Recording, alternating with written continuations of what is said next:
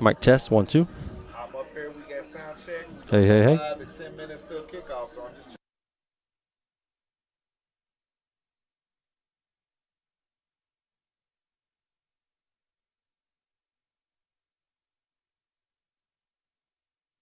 Just keep talking in the microphone. yes, sir. We got the 2022 Dale City High School Fighting Eagles. Number 1, Kenigel Thomas. Number 2, Demarion Turner. Number 3, Jalen Sweet. Number 4, Braylon Adama. Number 5, George Goulsby. Number 6, Aaron Carter. Number 7, Omar Brown. Number 8, Jadon Foreman. Number 9, Tango McCulley. Number 10, Josiah Burris. Number 12, Jashawn McAllister. Number 13, DeKalen Goodwin. Number 14, DeJuan Hawkins. Number 15, Luke Parkhurst. Number 16, Braylon Lassiter. Number 18, Adrian Johnson. Number 20, Navon Hernandez. Number 21, Manny Davis. Number 22, Tavon Johnson. Number 23, Blake Barker. Number 24, Braylon Walker. Number 25, Yokon Howard. Yaquan Howard. Number 26, David Wright. Number 28, Shaden Green. Number 31, Traquan Buttram.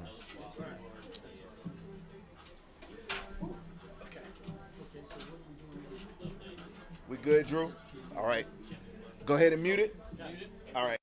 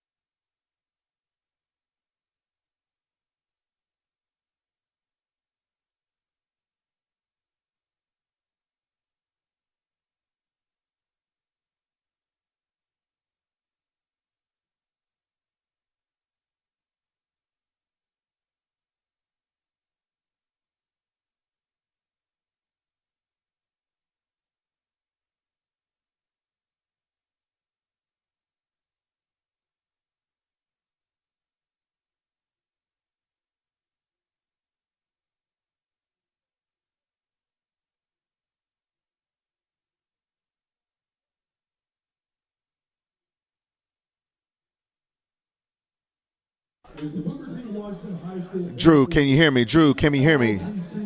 Drew, we're looking at 2 minutes. 2 minutes, Drew. If you got 2 minutes, let me know. Mic check 1, 2, 3.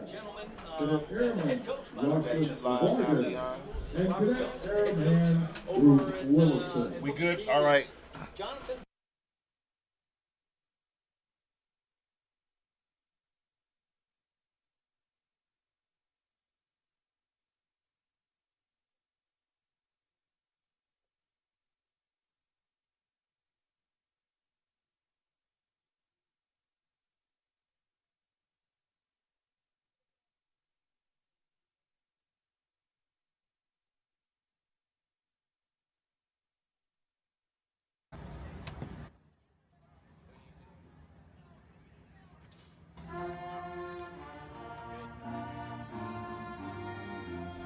Drew, we'll go live right after the national anthem is complete, sir.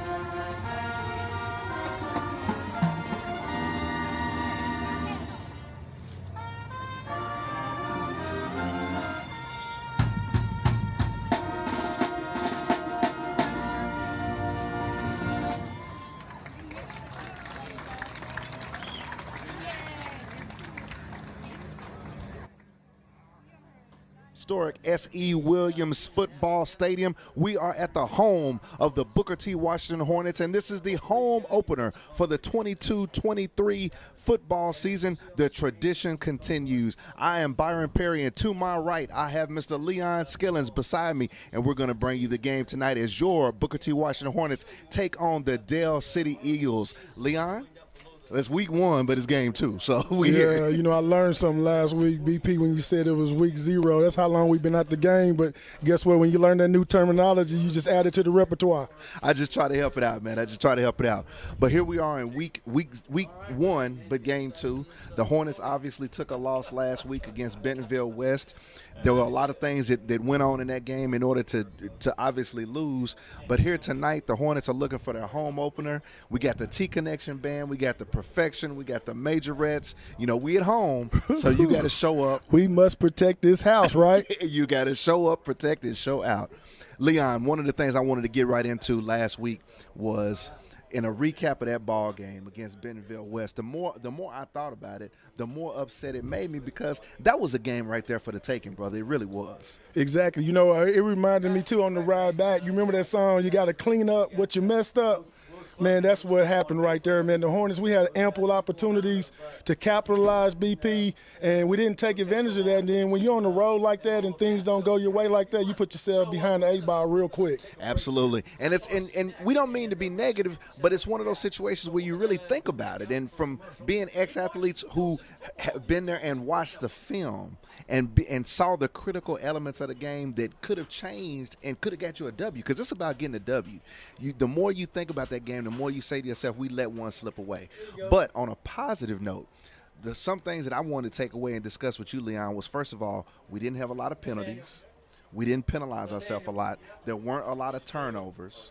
There weren't a lot of sloppy mistakes, and I'm talking about personal fouls. I'm talking about the penalties where you're just, too excited, jumping off sides and things of that nature. As a former player yourself, you know that those are things right there. When you're not doing those things, you have a great start, a great head start to clean up and get a W the next week. And what a great opportunity, BP, to start at home right now is the opportunity to do those things that you didn't do last week up in Bentonville on the road. You got opportunity to get better this week. You know, they say teams get better from week 1 to week 2. So I'm excited about what the Hornets got to offer here at this home opener. And like I said, we must protect this house. Got to protect this house.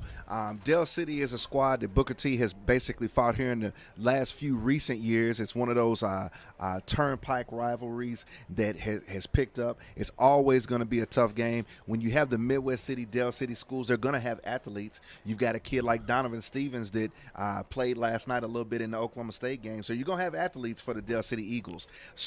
Their premier guy this year is going to be number 1, Kenigel Thomas. I hear he's a Kansas State commit. And if you're a kid that's going to play for Bill Snyder up in Manhattan, you obviously are a disciplined football player. And I say that slowly, football player. You're not a specialist. You might play wide receiver or whatever, but you are a football player. And you know how Bill Snyder is as far as the type of recruits that he goes after.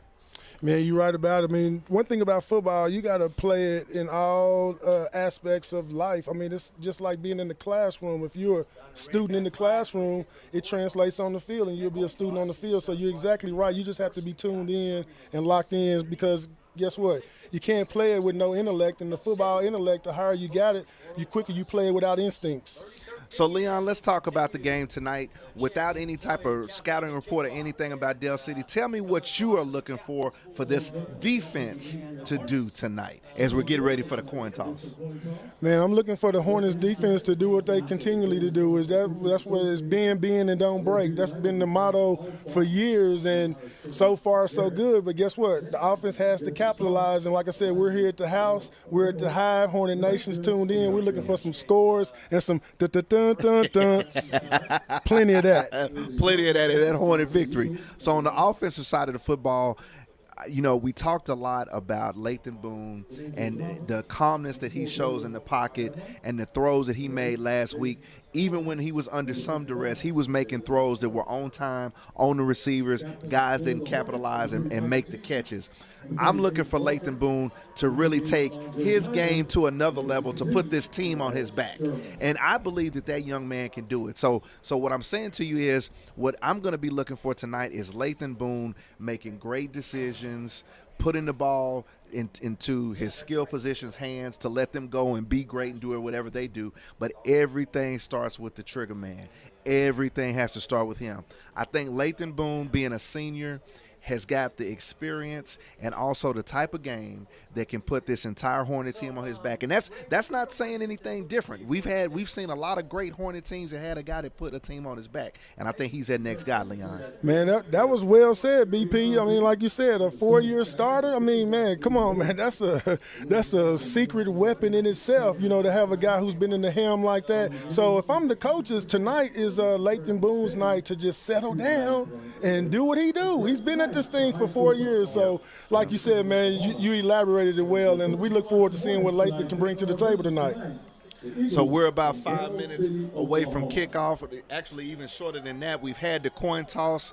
Leon and I are up here having a good time talking football. I think the Hornets have won the coin toss. They're going to get all that settled out. We'll know which way the ball is going and who's going to get it. But, Leon, tell me some other things that you're looking for, or tell me the other guys that may have impressed you. I know that we had on the defensive side of the ball, Elias Sherman was the player of the week. I saw the tweet about that. That means that Coach Jonathan Brown felt that the way Elias, I think he ended up with 12 tackles last week. That man, I mean, he went beast mode last week, and it showed. He got some sacks against Bentonville.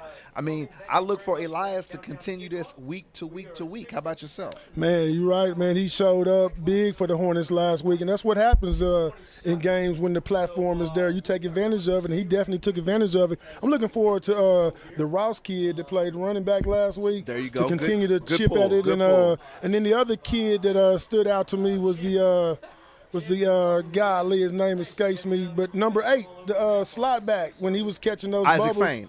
Yeah.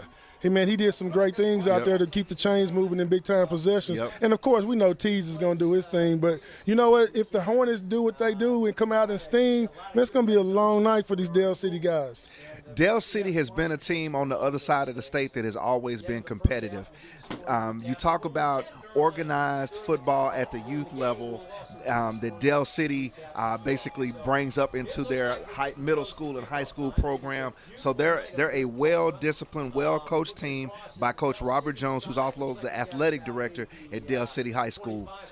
For the Hornets, I didn't get a chance to do it last week, but let me go down the list of our coaches. Obviously, Hornet alum, head coach Jonathan Brown in his third season with the Hornets. His assistants are Ward White, Mike Blitch, Mickey Collins, Gregory Chalk, Larry Buckley, Larry Boone, Dominique Sales, Brandon Braxton, John Warren, Miles Tees, Reginald Terry, and Scott Childers. Our trainer is Herb Ree, and we've got student trainers of Sanaya Moore, Tahari Ortiz, and Jordan Dean, Omari Darrington, Jordan Rutherford, Cam Harris, Essence Green, and Amari Craven. And our final student managers are Amari Green, Madison Morgan, and Alex Tiffenthaler. And I hope I said that last name correctly, but I'll check it and find out.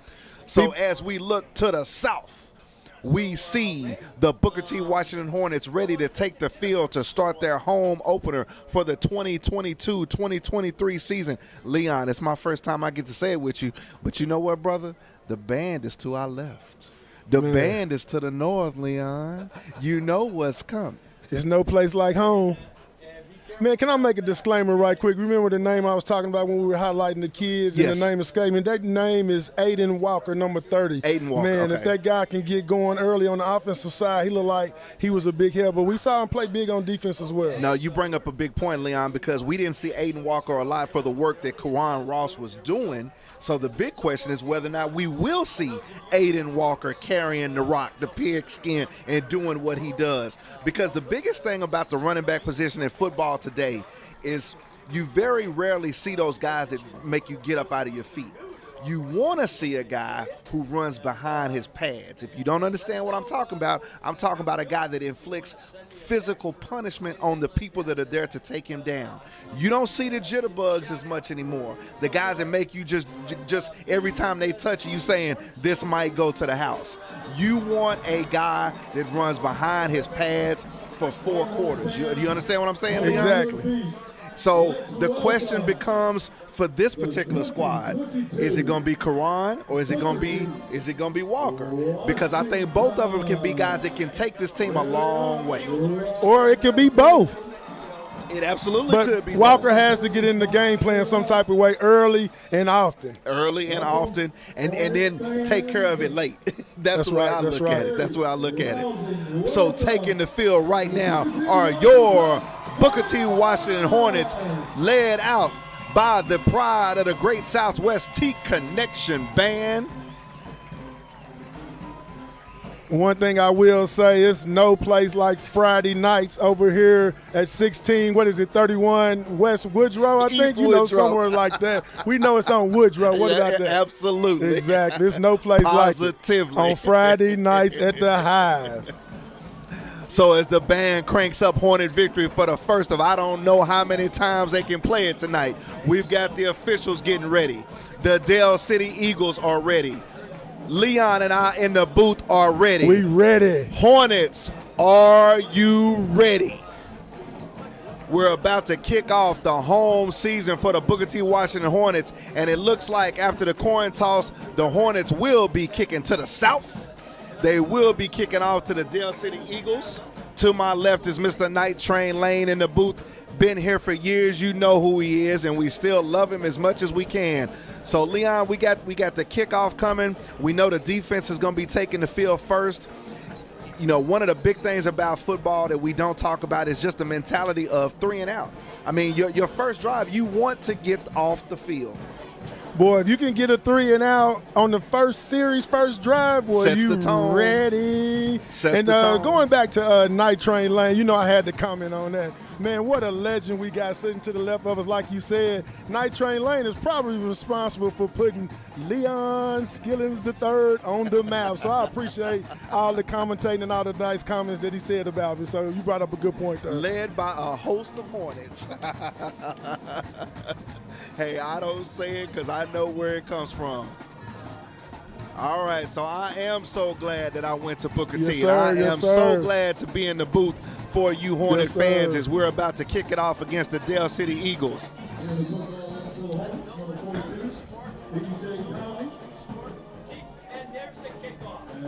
Thomas kicks it off. He gets it deep.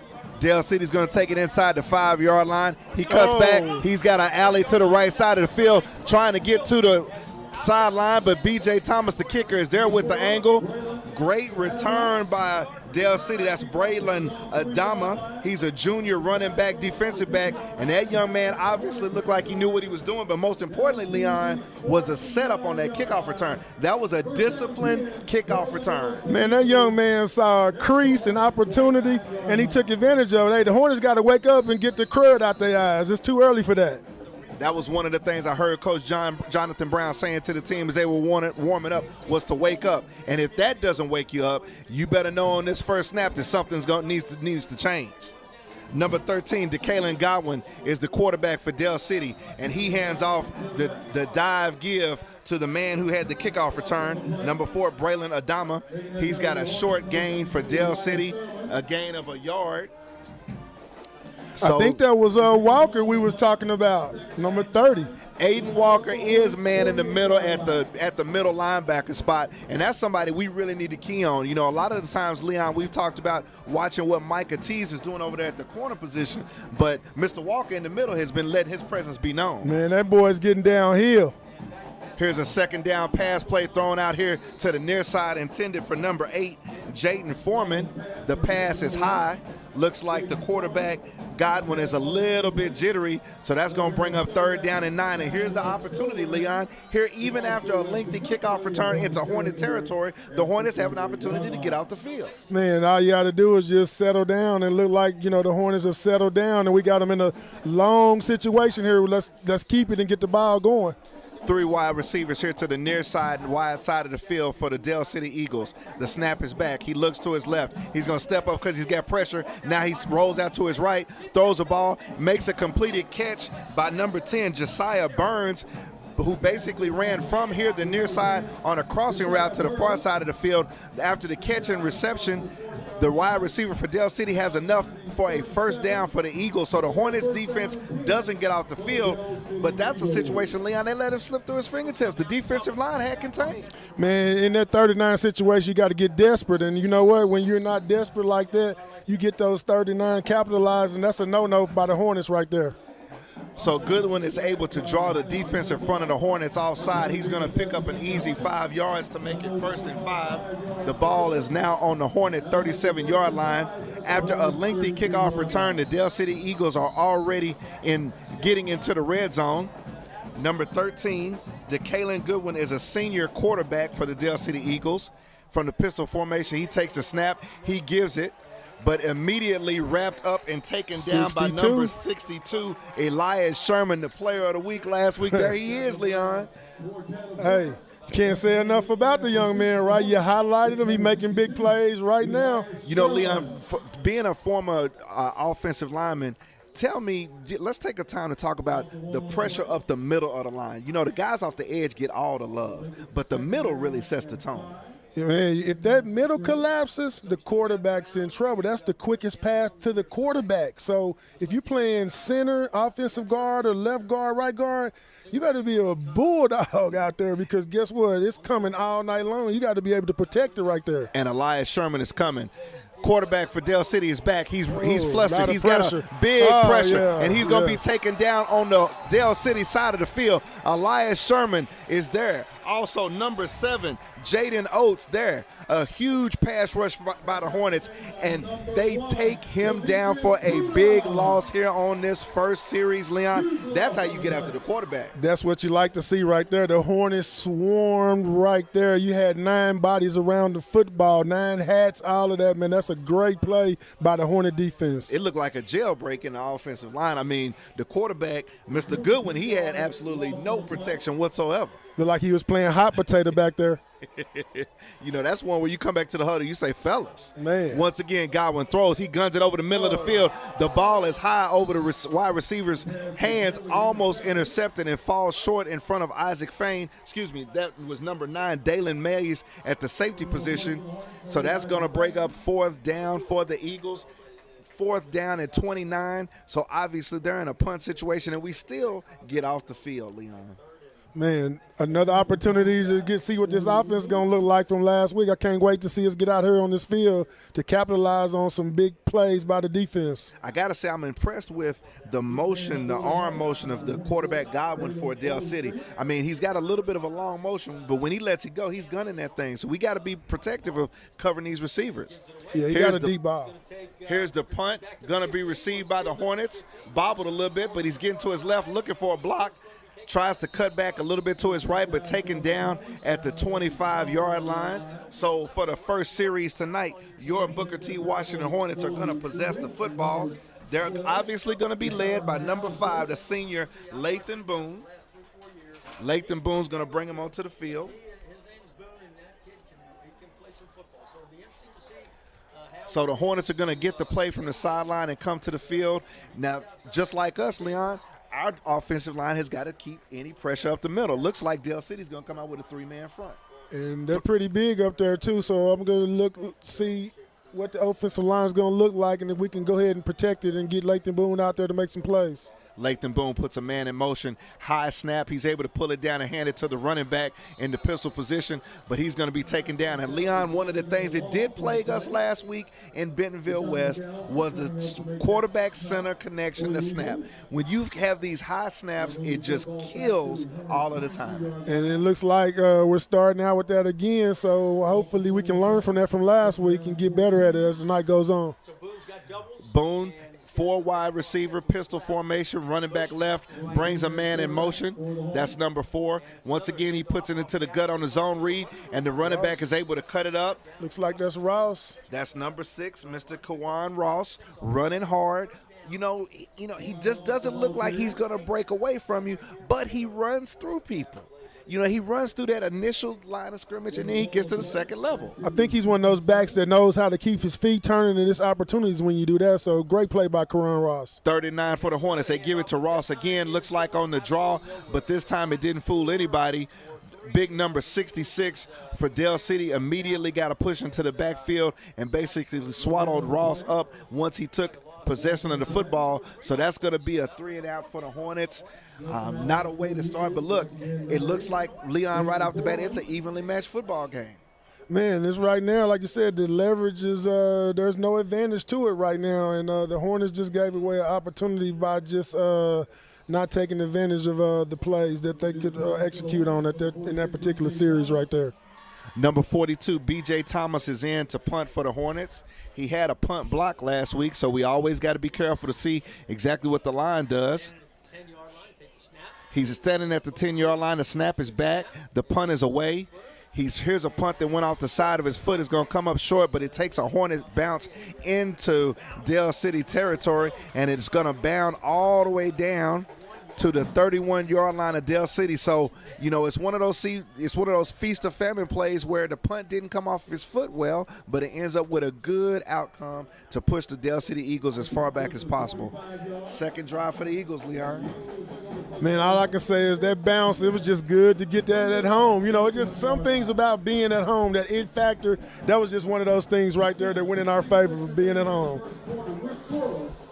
So up front for the Hornets, as we mentioned, is big number 62, Elias Sherman.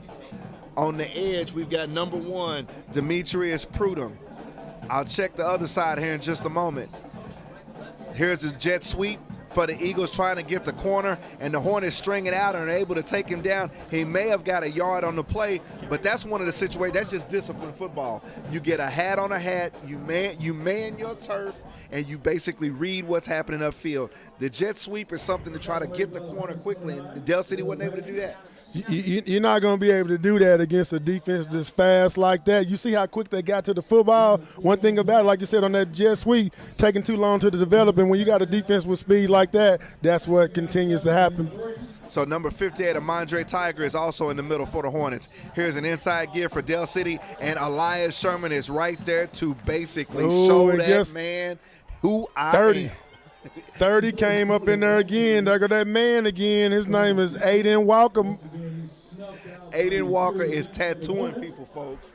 He is laying wood on folks. Aiden Walker, Hornet Nation, he is what we call getting downhill. He's getting his feet in the ground, and he's getting to the Dale City side of the ball pretty quick. AKA Mr. Head Hunter Aiden Walker. Dale City, third down. Here's a pass down the sideline. Aiden Walker goes up simultaneously with the wide receiver for Dale City. They both caught it, but number 34 for the Eagles is able to come down with it. That's Jarvis Kelly, and that's a situation right there, Leon, where, you know, you're always taught to high point the ball, but sometimes you got to run through to high point the ball. If you just high point it and somebody else goes higher than you, that's who's going to get the football. You said it plain. It was effort right there, and unfortunately, that effort went to Dale City side with number 34. That was just a great play. 1st and 10 on the Dale City 49-yard line for the Eagles. 2 wide receivers here to the near side. Here's an inside give coming off the left side, and he is taken down immediately by number 1, and Demetrius Prudhomme, and number 30, Aiden Walker. And Aiden Walker and Prudhomme are basically just fighting off their man and coming, like Leon said, downhill with bad intentions. Hornet fans, we might see something real nice tonight if this keeps up. And remember, BP, one didn't play last week. You remember, and he's bringing some pain out there right now. So he's been a big, huge advantage for us. Dale City rolling to his right, still rolling. He's hit and almost loses the ball. He's able to go ahead and scramble and get something out of it. Over there on that edge was Jaden Oates that's playing the other edge off of Demetrius Prudhomme. He basically gets upfield, takes on the blocker and the quarterback. The quarterback throws the ball really to himself and is able to escape the clutches to get positive yardage. We have the official holding up time right now. It's going to be 3rd down and 6 for the Eagles. Okay, but y'all hear that band out there, Hornet Nation? I didn't mean to cut you off, but it sounds so good like you said. A little check with me for the Dale City Eagles. They've got 2 wide receivers to the far side, which is the short side of the field. Quarterback has it. He drops back. He's looking to his right. Now he's rolling to his left, rolls back to his right. He's under a heavy rush once again. He's going to try to run it. He's going to try to get to the sideline and run out of bounds. Not going to have enough for the first down. Really only got back to the line of scrimmage. We've got 2 minutes and 50 seconds left here in the first quarter. No score from your home, S.E. Williams Stadium. Going to bring up 4th down and 6 for the Dale City Eagles. So they're setting up punting formation. So, Leon, this will be the 2nd series for the Hornets. We saw quite a bit of running on the first series. Nothing wrong with trying to establish the run. I'm assuming this series we're going to see Mr. Lathan Boone do his thing. The snap is back. The punt is up. It's a sidewinder punt that basically goes short, but it takes an Eagles bounce, and this one is going to be down at the Hornet 10-yard line. So it's going to be 1st and 90 yards for the Hornets to start this 2nd series. But before we talk about offense, let me back up. The Booker T defense is flying to the football and playing with some authority, Leon. I got to give him credit for that. The defense is definitely balling, BP. You know, with the way they're coming out right now, it would be a shame if the offense don't come out and reward the defense. You know, we talked about that last week, so let's not make this a habit, and let's get this offense settled in and make some plays and get this ball into the end zone. No matter who the coach is, you want your defense to be physical and impose their will so that they show the other team it's going to be a long night to try to put points on the board. Lathan Boone comes out. He's got 2 wide receivers here to the near side in the pistol formation. He takes a snap. Once again, zone read. He hands it off to Ross. Ross tries to bounce to the left-hand side. Obviously, the Hornet coaches see that they want to soften up that defensive line of the Dale City Eagles. Karan Ross basically gets 2 yards. Going to bring up 2nd and 8 for the Hornets. They are in the shadow of their goal line. On the wide side is the Arkansas commit, Micah Tees. Boone surveys the defense, gets the snap. Once again, here's the give to the right side, trying to get the corner is Karan Ross, but tripped up and taken down by number 4 for Dale City, Mr. Braylon Adama, the running back for Dale City, coming in from the linebacker position. Ross looked like he tried to get the corner, Leon, but a little bit too much speed. Man, you said earlier about Ford being a great player for Dale City. We see why, man. That guy's getting downhill as well. So, hey, great play. 3rd and 7 for the Hornets. Three wide receivers to the wide side for Boone. He's got the snap. Now it's going to be quarterback draw. Nope. He almost looked like he wanted to run the quarterback draw and fake it and throw it, but Lathan Boone is hit hard and taken down. And it looks like he's slow to get up. He took a big shot on that one, Leon. Let me tell you. Boone might have to clear the cobwebs out a little bit to see exactly, what day of the week it is. It's not Thursday. It's Friday night. And you know what, BP, you gotta settle down because you gotta look at the change and where you are. I don't know why we were looking for the big shot right there. When you're trying to take that big shot, the offensive line can't hold them forever, and then things like that happen. So we got to look at the down and distance and take advantage of where we are. So we've got a little bit of a defensive struggle right now, Hornet fans. We are home at S.E. Williams Stadium for our first game of the season. The Hornets coach Jonathan Brown is going to take his first time out of the first half.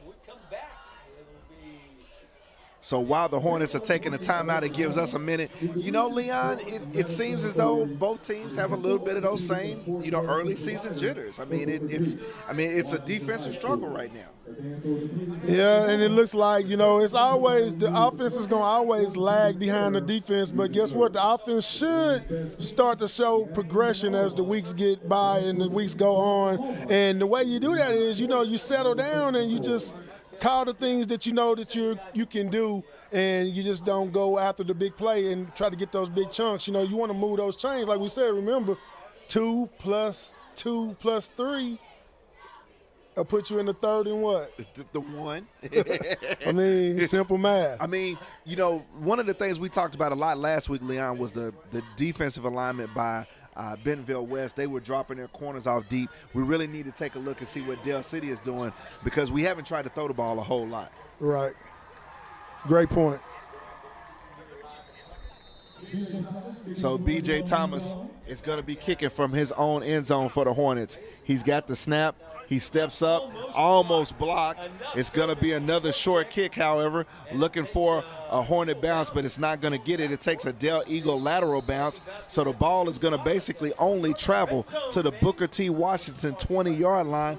Dell City, for their third offensive possession, is going to start in the red zone, Leon. Well, this is a situation where defense is going to have to bow their neck big time. And here we go again, putting the defense in the position to be our offense. Do that make sense? You know what I mean? We have an objective, and that's just to defend, but our defense is having, again, like I said, to be our offense as well, and that's not a fair situation to put them in. But, hey, we'll see what we're looking like. We deep down here in Dale City territory here, so we'll see what the Hornets going to do here. Well, let's go ahead and analyze. The Booker T. Washington corners on each side are giving a little bit of cushion to the Dale City wide receivers. I think in that situation, from an RPO standpoint, that means you run the football. And that's exactly what the Eagles do. The quarterback keeps it on the RPO, tries to run over the left side. He gets a little bit of a push that time by not giving it to the running back, and he has positive yardage. Going to pick up 2 yards before he's taken down. Going to bring up 2nd and 8. Amandre Tiger was able to make the tackle, but the Dale City quarterback had a little bit of a convoy in front of him, Leon. Hey, man, one thing I'll say about that Hornet front, them big boys is getting after the football. That always makes your back play a lot easier when them guys is getting at it like that. So Simmons and Tiger and all them guys and Aiden Walker, them bringing it up there, man, it's going to be a long night for Dale City. They're going to have to earn everything they get out here. And with that play, that brings us to the end of the first quarter. So, and with that, your Booker T. Washington Hornets 0, the Dale City Tigers 0. We have a defensive battle, Hornet fans. I didn't expect it to be Air Coryell or anything like that, but we're still just being very, very slow about getting this offensive train moving down the tracks, Leon. And we know we have the firepower. We know we have the weapons. You've got the trigger man in Lathan Boone. You've got, Micah Tees. You've got everybody else. I think Coach Jonathan Brown wants to establish the running game in order to take some of the pressure off of all of those skilled guys so that we can start getting some big shots. That's just my observation from seeing a game in a quarter. How about yourself? Yeah, hey, that's a good game plan. That running game sets up a lot of opportunities, play action, big plays here and there. So why not try to set the running game here at home? But guess what? Them big dogs up front got to be able to be up to the task for that as well. So number 13 gets the snap, but prior to that, we've got a whistle. DeKalen Godwin is the quarterback. He's a senior for Del City. We've got a flag on the play, and it's going to go against Del City. Illegal procedure is going to back the Eagles up. So any way for the Hornets to defend this end zone, they will take it at this particular point in time, Hornet fans. Going to bring up second down now and 13 for Del City.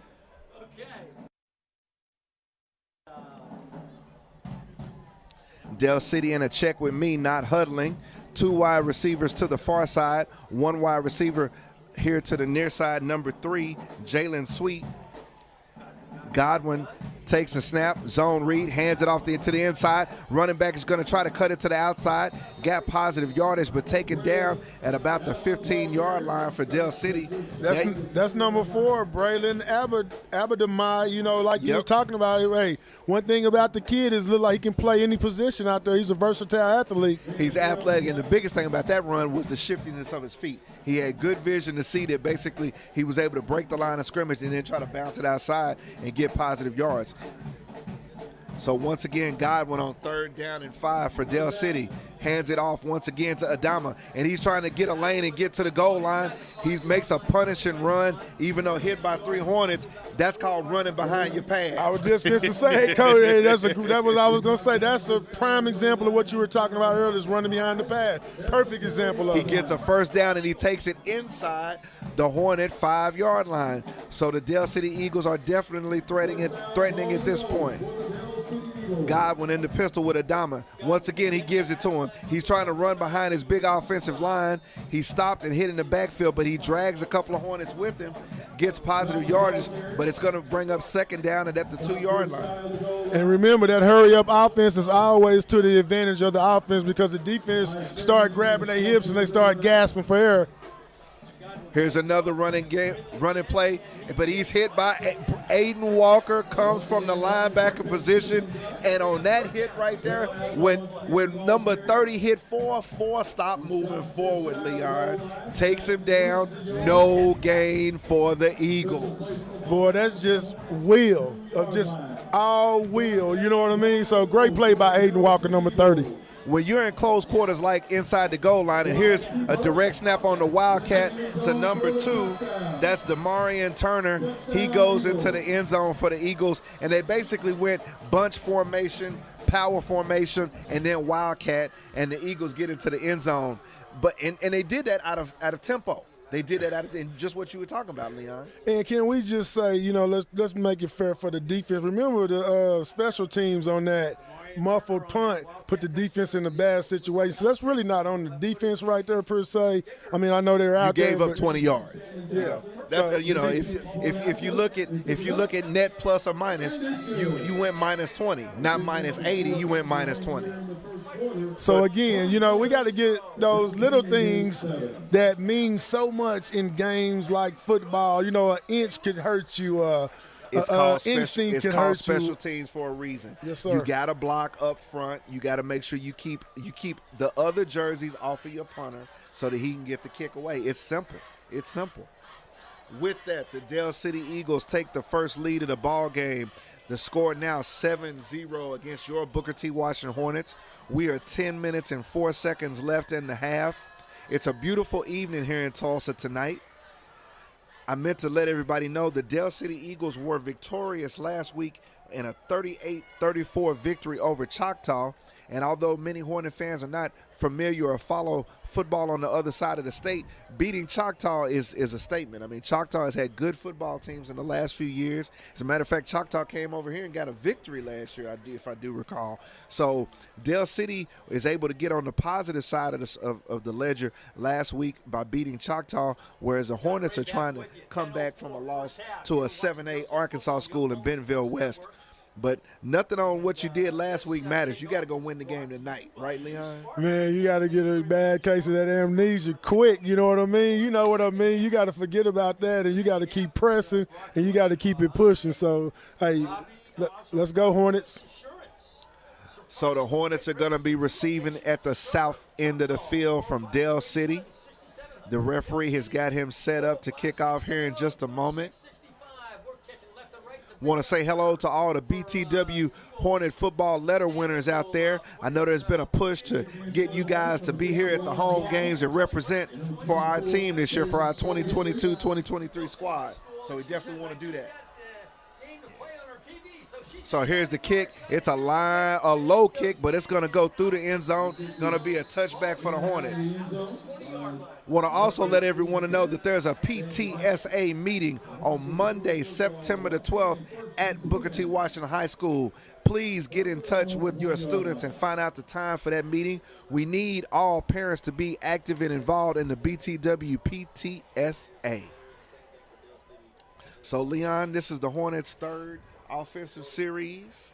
We haven't done much. I'm gonna be real. We haven't done much. So Lathan Boone and these guys, they've got to get something going. It's time. I mean, it's just time. That's what we're gonna see right here. Del City is pretty big up across their defensive front. They've got a 3-man down line with a tight Tom linebacker to the left. Boone has a high snap, but he's able to hand it off. Kuwan Ross is able to get through the crease and get through the gap, picks up about 4 or 5 yards before he's taken down. And the thing I like about Kuwan Ross, Leon, is that he's got good vision to just stay forward positive. You know what I'm saying? He reminds me a little bit of LaDainian Tomlinson, who is always going forward. You know what I'm saying? He's shifty, like he's going to go left or right, but he's really just going forward. Yeah, he's looking to get those positive yards, so now we're looking to see if he can get outside. And Ross cuts it back. Looked like he was going to be stretched out, but he cut it back, got his shoulder pass going north and south, and he got positive yardage. Looked like he's going to be maybe a yard short of getting the yards necessary for a first down. So it's going to bring up, or nope, they're moving the chain gang, Leon. That's a 10-yard rushing, 10 yards rushing for Kuwan Ross. First down, Hornets. Some of that home love, right? He looks short to me. I'm not going to lie. Yeah. He looks short to me. That's home cooking at his best right there. So Lathan Boone in the pistol formation with Ross. He's got 2 wide receivers here to the near side. Boone surveys the defense. He's going to throw. He drops back. He's got pressure, and he's going to be taken down immediately by number 12 for the Del City Eagles. That's Jashawn McAllister, a sophomore, coming off the end, and that's just a situation right there. That was just a speed rush that got around our tackle over there, Leon. And then we got to take what the defense is giving us. Remember, you just said they're playing off the ball, so they're taking away the big plays. So, again, we got to go underneath, and we got to move those chains because the big play is going to be there, but it's not there right now. So Isaac Fain has got the secondary rolled up, right, tough, tight coverage on him. Lathan Boone with trips formations to the far side. He's looking to throw the fade. No back shoulder, Isaac Fain. He's going to be able to catch it. Breaks a tackle. Fain looking to get some extra yardage. He's got enough for a first down. Isaac Fain fights off the tight coverage and makes a great hands catch. That's just, I want it more than you. And he gets a reception. Hornet first down. That was 8 all day long, like you said, man. 8 made a great play right there. Fain made a great play. Hornets going tempo. Boone swings it out to his right, and immediately Micah Tees is hit after he caught it on the bubble screen. Sometimes you almost have to, Leon, fake the bubble screen and basically hit that guy running the street. Guess who that is again? That's number 4. That boy Grayson all Chalk. over the field. Grayson Chalk. It's going to get set up, and it's going to happen. After a loss of 2 by the reception of Tees, Lathan Boone has got 4 wides. Kuwan Ross is offset in the pistol. Now he walks over to the right side. Boone checks the defense, gets the snap, looking left. Now he's going to roll, trying to evade the rush. Is able to throw it to his check down outlet, and that's Ross. Ross down the sideline. One man to beat, but he's taken down. And Kuwan Ross showed a burst right there, Leon. Now that I had not seen.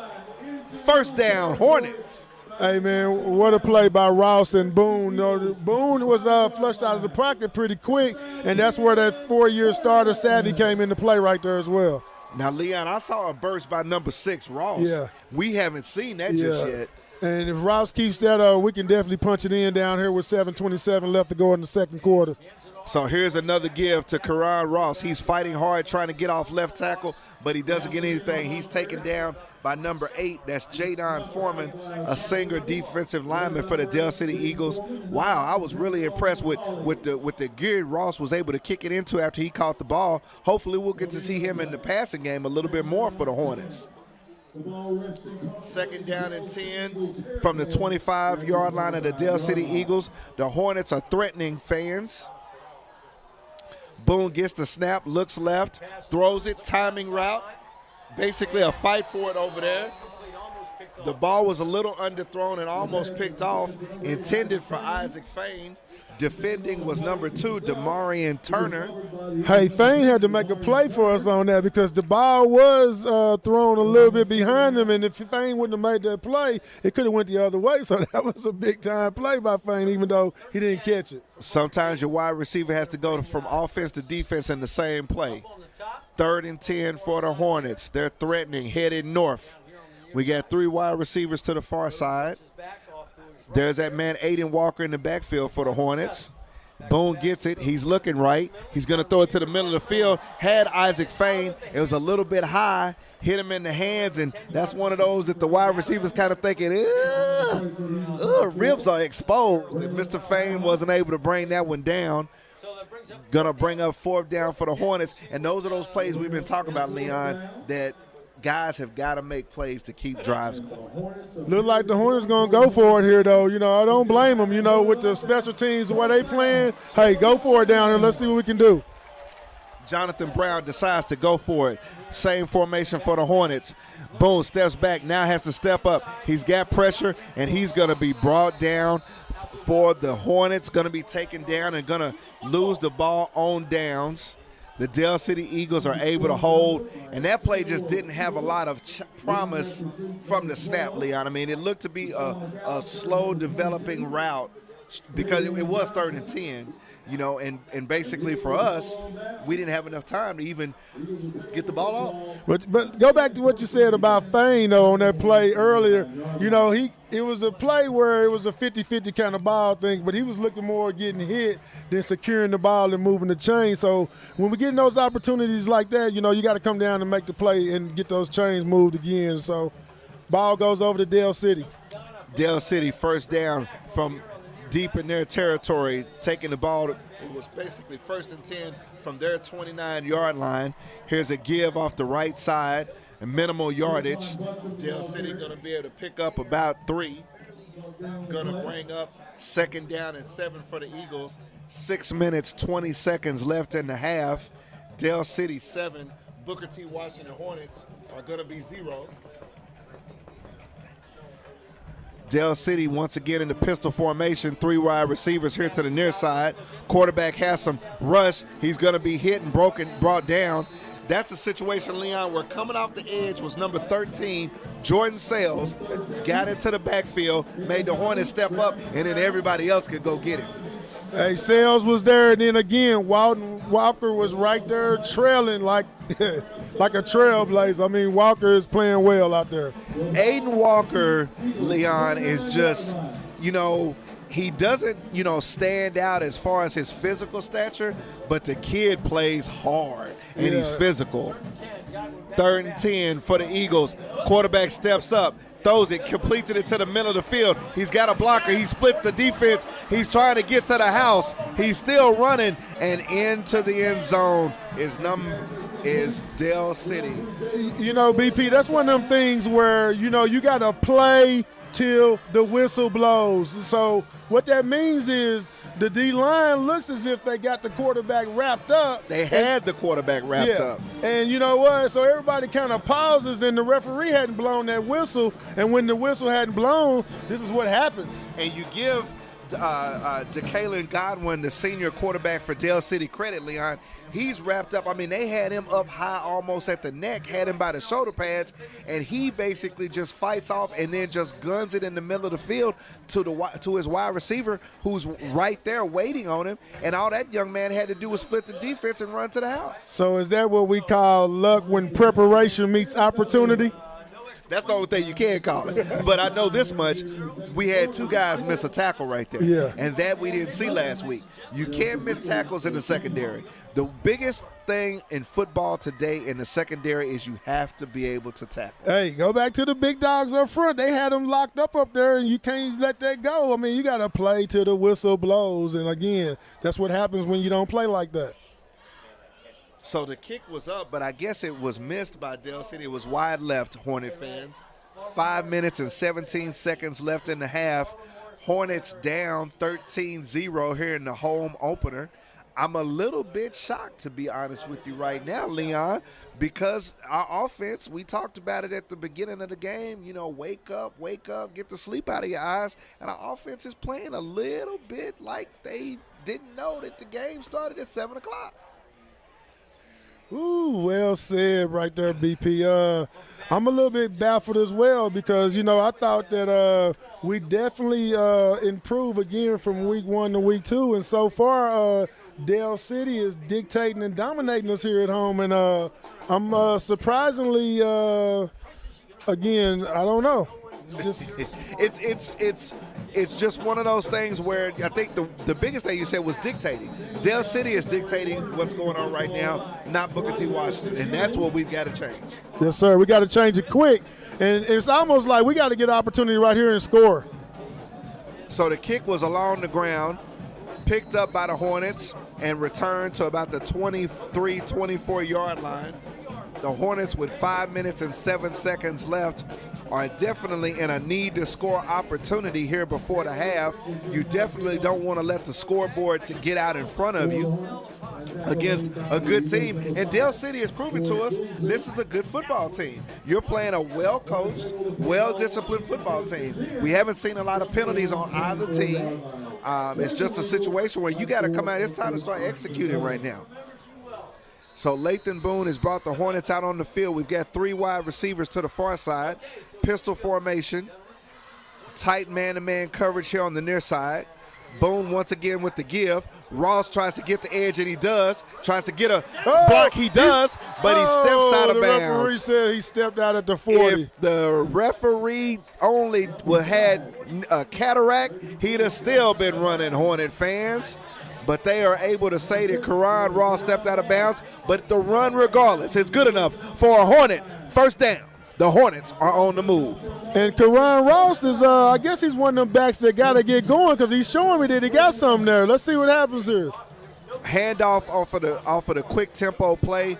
Hornet line didn't really fire out. Ross was hit in the backfield. He's able to basically flip over and get back to the line of scrimmage. Hornets are basically not huddling, in a no-huddle mode right now. 3 wide receivers to the far side. Boone with Ross to his left, pistol formation. Boone gets a snap, drops back, looks in the middle of the field, has a man that was looking for Tease on the deep crosser across the middle of the field. Tease had double coverage right there on that situation, Leon. I mean, you got 2 guys that's looking at him all the time. Man, that's what we're going to get week in and week out with Tease. He's going to get bracketed all season long. So what the offensive coordinator is going to do, they're going to get creative again, like we said, and move Tease around and get him in a situation where he can make some plays and use that skill set. Because with bracket coverage like that, Boone has to make the perfect throw every single time. 3 wide receivers once again for the Hornets. We've got a whistle on the field. Not sure if one of the officials wasn't prepared. Think that was it. Looks like the line. Nope. Actually, it was an offsides call. Lathan Boone with the Boone special gets 5 yards from the defense. Brings up 3rd down and 6 at the Hornet 45-yard line. We're getting deep in the second quarter before halftime. Here's another RPO to Ross. He's trying to get the edge, but after being hit in the backfield and then trying to get the corner, he's not able to right himself and be able to turn upfield. He lost a shoe, actually. So not enough. The Hornets are going to have to punt, and it's just a misfire here and there, Leon. It just looked like on this series that we ran Ross a little bit too much right there. He just ran out of gas right there. He needed to take a break right there. Nothing against the young man, but looked like we just ran him a little bit too much right there early and often. Clock is ticking. Number 42, B.J. Thomas is back to punt for the Hornets. And B.J. Thomas has been the offensive star tonight so far. Thomas is able to get this one away. A good punt. It's going to push the returner back for Dale City, but he's got it. He's got a lane over there. This is number 4. He's finally taken down. And I'm telling you, Leon, you know, we were looking for number 1, Kanigel Thomas, but this kid, Braylon Adama, he has shown up in all facets of the game tonight for Dale City. I mean, defensively, he's the kickoff and punt returner. That man is a heck of an athlete. I'm going to refer to him as B.A. because I don't want to do his name any injustice, but that kid is flat out balling tonight. We had mentioned, Hornet fans, that number 1, number 4, he's hit and stood up and finally taken down, but you have another 10-yard gain for Dale City, and they're not resting on their laurels. They're not trying to go into the half, Leon, with a 2-touchdown lead. They're trying to score again. They're trying to score again, and guess what? Hey, Hornets, we got to hold them here because Dale City look like they're not going to slow down, and they got the gas pressing, and they're going to keep their foot on it. So clock is ticking at 2 minutes, 57 seconds left in the half. The T-Connection is heading to the field for the halftime show. But here's another inside give, and there's number 30, Aiden Walker, coming up and cleaning up the running back. That is exactly how you play that, Leon, let me tell you. Defense basically takes the offensive line the other way, and number 30 comes up and cleans house. 30's putting on a linebacker clinic, folks. For all you kids out there that want to play linebacker, y'all need to tune in and watch number 30, Aiden Walker, because he's giving us a textbook on how to play that position right now. He is not being fooled by any of the misdirection or the actions by the offense. Once again, number 28 takes an inside RPO handoff for Dale City. He gets positive yards. Looks like he's going to still be short to get the first down. But, you know, BP, one thing that I'd have to say is football it can be copycat. So if we look at the success that Dale City is having against us, we should mimic some of that. And what they're doing is what we were talking about earlier. They've settled in. They okay with getting 3 yards here, 4 yards there. Then they put us to sleep, and then guess what? They hit us with the big play. So, I mean, that's what we need to do. What I've been most impressed with, Leon, is that Dale City has played with a lot of discipline. Even when we have been able to out-physical them with our defensive line, the quarterback, Godwin, you know, stays to his keys, stay upright, get the ball out. You got it to your wide receiver. He made a contested catch, and then he took it to the house. The little things that we haven't done when Boone has gotten rushed and tries to get out the pocket, we've dropped those passes. You see what I'm saying? Whereas Dale City makes that reception, they get a touchdown out of it. The whole reason you get the ball in the hands of those guys is to see if they can break a tackle and take it the distance. And that's what's hurt us so far tonight.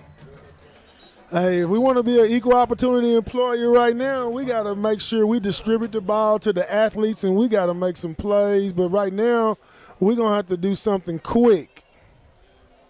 So it's 3rd down and 5. This is a critical down right here. Hopefully the Hornets can get off the field, Hornet fans. Eagles with a little check with me. Godwin is giving instructions to the offense in the pistol formation. He's going to hand it off inside. This is not going to get anything, going to be taken down. He gets past the line of scrimmage, but he's not number 7. He's not close to the first down. So Dale City is going to have to punt. And, Leon, I'm taking a sigh of relief right here because those first few plays showed me Dale City was trying to score. We've been able to stop them, and we're going to be able to get a punt right here out of them. Man, number 7, Jalen Oates, made a great play coming off the edge right there. You know, you made a point that the guys are flying off the edge, but not only did he keep contained, he came off the edge and made a big play, and that's what you do is you put the defense in a situation like this, and now they got a punt, and the offense got a chance to do something. So the punter for Dale City is back. He's going for the coffin corner. He kicks it into the middle of the field. However, and the returner for the Hornets bobbles it into the hands of number 12, Jashawn McAllister. Touchdown, Eagles. T's So- called for the fair catch, and you know what happens on that a lot of times is you lose focus looking at the guys coming at you, or you trying to see if you can make a play. But the first thing you got to do is you got to secure that ball, right? If you're going to call a fair catch, your first thing you got to do is catch it. You know, I remember Larry McGee always said the thing about if you're going to go back there, you got to catch it. You don't let it bounce. You don't let it, flop around. You have to catch it. It's in the air. Catch it. And in that situation, T's got hands on it, but when he bobbled it, he actually bobbled it right into the hands of the defender that was covering for Dell City. With that touchdown, it makes the score 19-0 Dell City Eagles. And I think, Leon, they have decided that they are going to go for two. No, hold on. Hold everything, Hornet fans. It appears that by T's calling for a fair catch and muffing the punt, although he fumbled it to Dell City, they cannot advance it. So luckily for the Hornets, no points are going onto the scoreboard. Dell City takes over first down at the 11-yard line of the Hornets. 1 minute, 43 seconds left. All is not as bleak as we thought it was. Here's an inside give to number 4 once again. Points are taken off the board, Leon, but we got to make sure we don't let them go back up there. Right. I mean, even a field goal, we don't want to give up a field goal down here from that mistake right there. So, So, clock running, 1 minute, 19 seconds left. Eagles go Wildcat, trying to run to the left side. He strings it out. He gets the corner. Trying to get to the pylon is number 2, Damarian Turner, who came in at Wildcat the same way he did for the second score for the Dell City Eagles. The Hornets are able to string him out. He's not able to get in. Brings up third down at the 3-yard line. They go Wildcat once again. Turner trying to go left again. A Hornet had a hand on him in the backfield, but he breaks it, and Damarian Turner goes into the end zone. Touchdown, Eagles. 1 minute, 7 seconds left in the half, and Leon, the Dell City Eagles are up against our Hornets 19-0. 19-0. I mean, like you said, that's a huge surprise. It's got people right now scratching their heads, and hopefully we can finish out this half with the offense making something happen with 1:07 left. The hold is down, the kick is up, and it's good. The Dell City Eagles now take a 20-0 lead against the Hornets. And Leon, I'm speechless. I really am speechless. The only thing that I can point to as an observer of football is this is a team that won last week and has the momentum of winning a game versus a team that didn't win last week, because the names and numbers on the jerseys for the Hornets are the same ones that took the field last week. But it seems to me they have a little bit of a Bentonville West hangover. But and you're right, it's definitely a hangover. But then the equalizer or the equal opportunity that we go back to is you're at home. You know what I mean, BP? You're at home, and man, like I said, it got people scratching their heads right now because we're down 20-0. Yeah, it's been a tough first half. And remember, we were preseason picked to win it all. And it's still early, but we just haven't got on track. Period, point blank, we haven't got on track. We've got Hornet fans quiet in the stadium right now. I knew we would hear Hornet victory at least 3 times. Here's a deep kick. The kicker number 82 for Dell City, Mr. Stanley Johnson, he's definitely got some leg on him. He kicks it through the end zone. So the Hornets are going to basically scrimmage from their 20-yard line with 1 minute and 7 seconds left. And, Leon, I always ask the question, do you try to put points on the board, or are you trying to get into the halftime locker room. Right now, we got to put points on the board with 1:07 left. We in a no if and but situation right now. And let me clarify what I said about we were picked to win it all. That means that the expectation is that the Hornets are for real. And so we know we for real. We just got to put together some drives and make something happen. We got to make it happen right now, BP, point blank. So 5-yard cushion across the defensive secondary for the Dale City Eagles. They're giving our guys plenty of cushion. Boone looks back, throws it into the middle of the field. It's low, intended for Fain. Let's see if they say that's a condition. Nope, it's not a completion. They say the ball is going to be low and behind him. The Dale City Eagles are given a lot of cushion, and they've got a safety back, Hornet fans. So they're going to make it very difficult for any of that top-end speed that the Hornets possess to basically beat them. We've got a whistle. Again, Dale City knows that, like you said, they know we got speed, so they're trying to take away our strengths, and we got to take advantage of those things that they're giving us. And, again, we haven't been able to do that yet. So we've got a timeout on the field. Believe the Hornets may have called their second timeout. 50 seconds left on the clock. Or is the official stating that the clock is incorrect? I'm not sure yet, Leon. I don't know if he's trying to get him to change the time on the clock. Or is it? Yes, right now we're having an issue with the exact time. They're trying to reset the clock. Not sure exactly what the official believes it should be, but it looked like they've gotten it squared up. So now we've got 55 seconds left in the half. Dale City Eagles 20, Hornets 0. Lathan Boone, second down, 10 yards to go. Karan Ross, he moves to his right.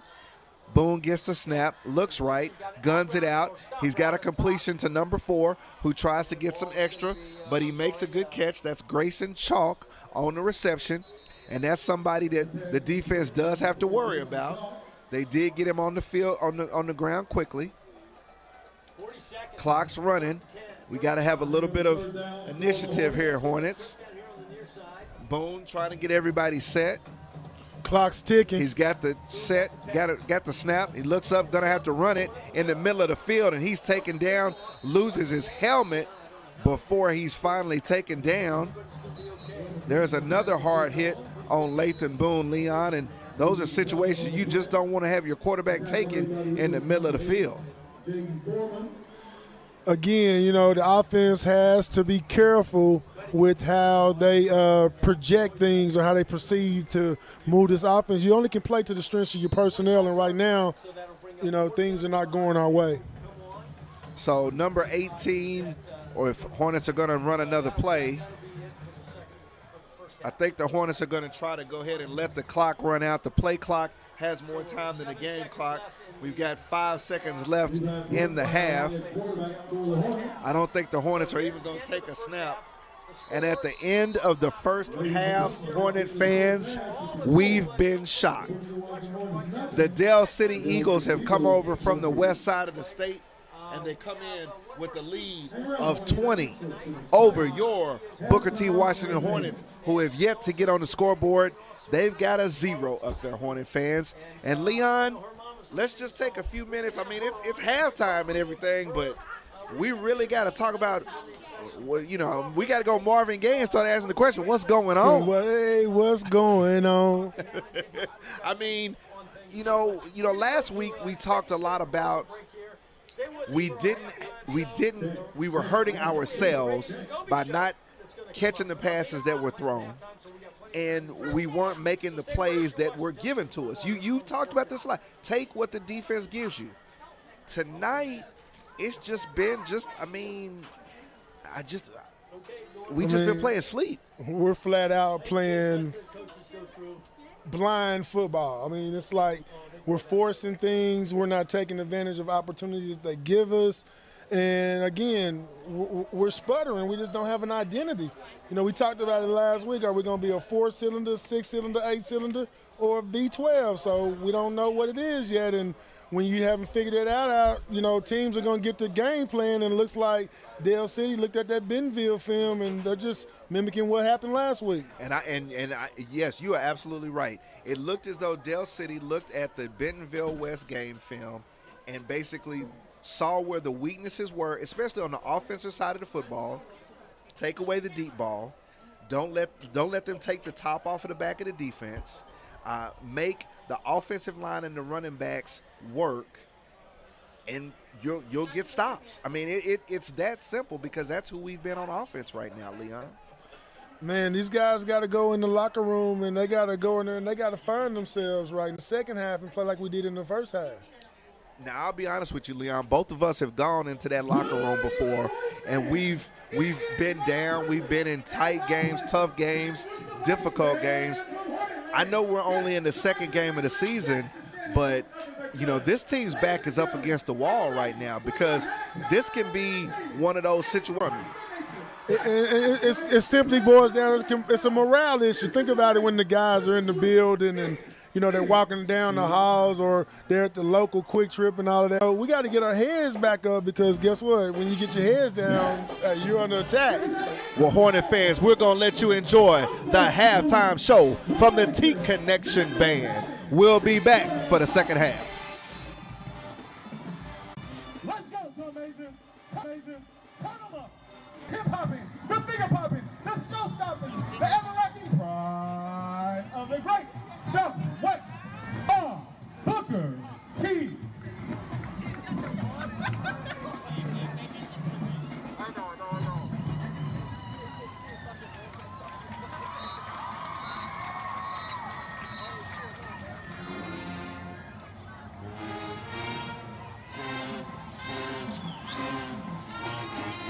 Yes, it is fact.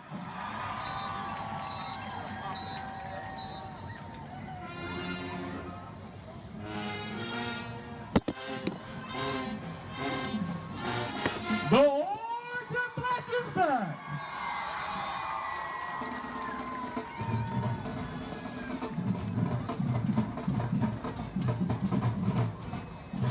And now, brace yourself for a demonstration of marching excellence and precision, known for its stellar stereophonic sound, kaleidoscope, precision drills. The band moves downfield in a series of geometrical patterns, demonstrating their marching expertise.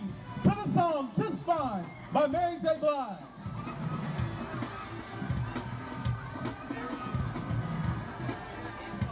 Set your eyes on the 50-yard line as the unique flags twirl.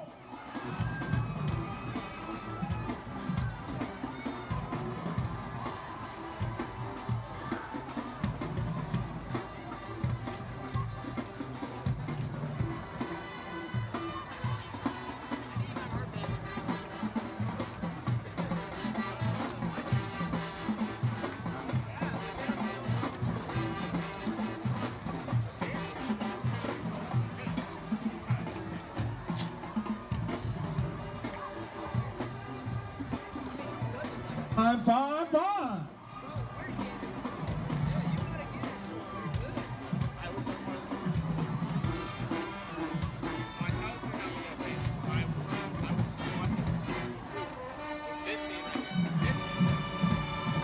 As the band continues its intricate display of soulful pageantry, witness the duplicity and twirling artistry articulated by the magnificent Elite Majos as they twirl to the old 1990 song, "I Like It" by Sammy.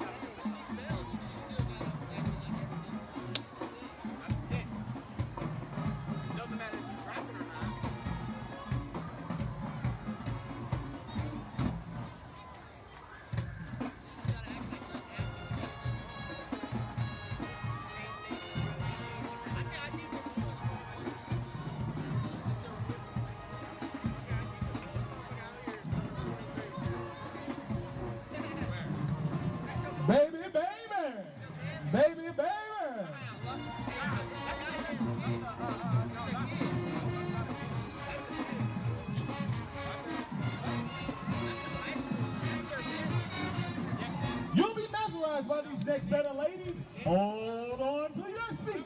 Focus your eyes to the rhythm and the beat. As I present the often imitated, never duplicated essence of sophistication and class. It is the perfection of the T-Connection, dancing the crutch by Sierra.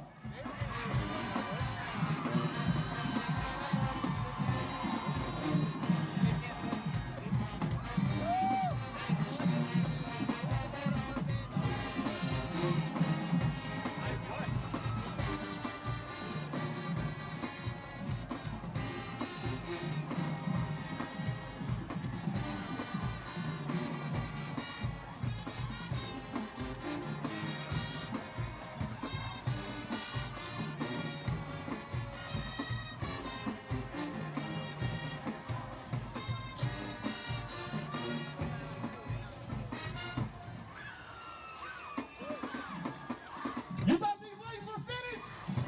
You better get up, just like Sierra said. So get up.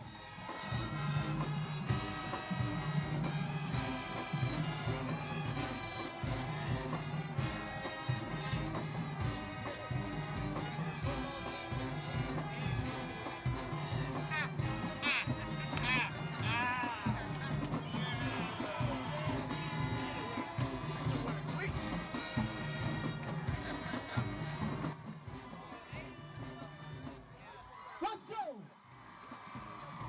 Oh yeah. Get funky with it. Ah, ah. Tootsie Roll.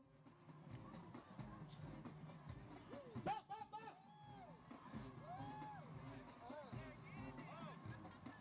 Huh.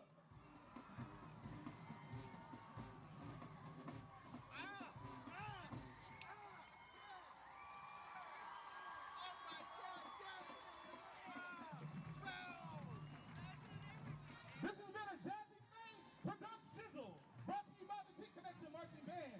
The marching band is under the direction of Mr. Harold Craig, assistant band director Mr. Ricky Washington, auxiliary sponsor Ms. Dorothy Blakey. This has been a Booker T. Washington T-Connection production.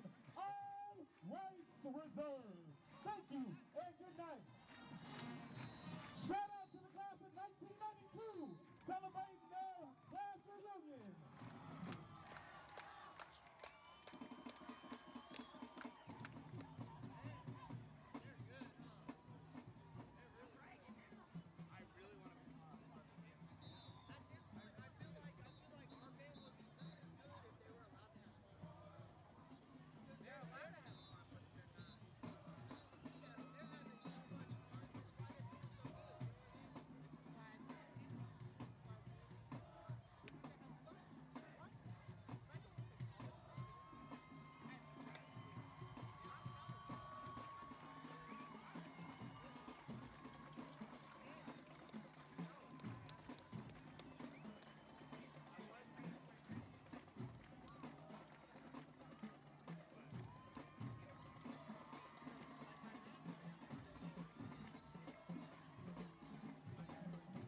Again, another shout out to the class of 1992, celebrating their class reunion tonight. Their 30th class reunion.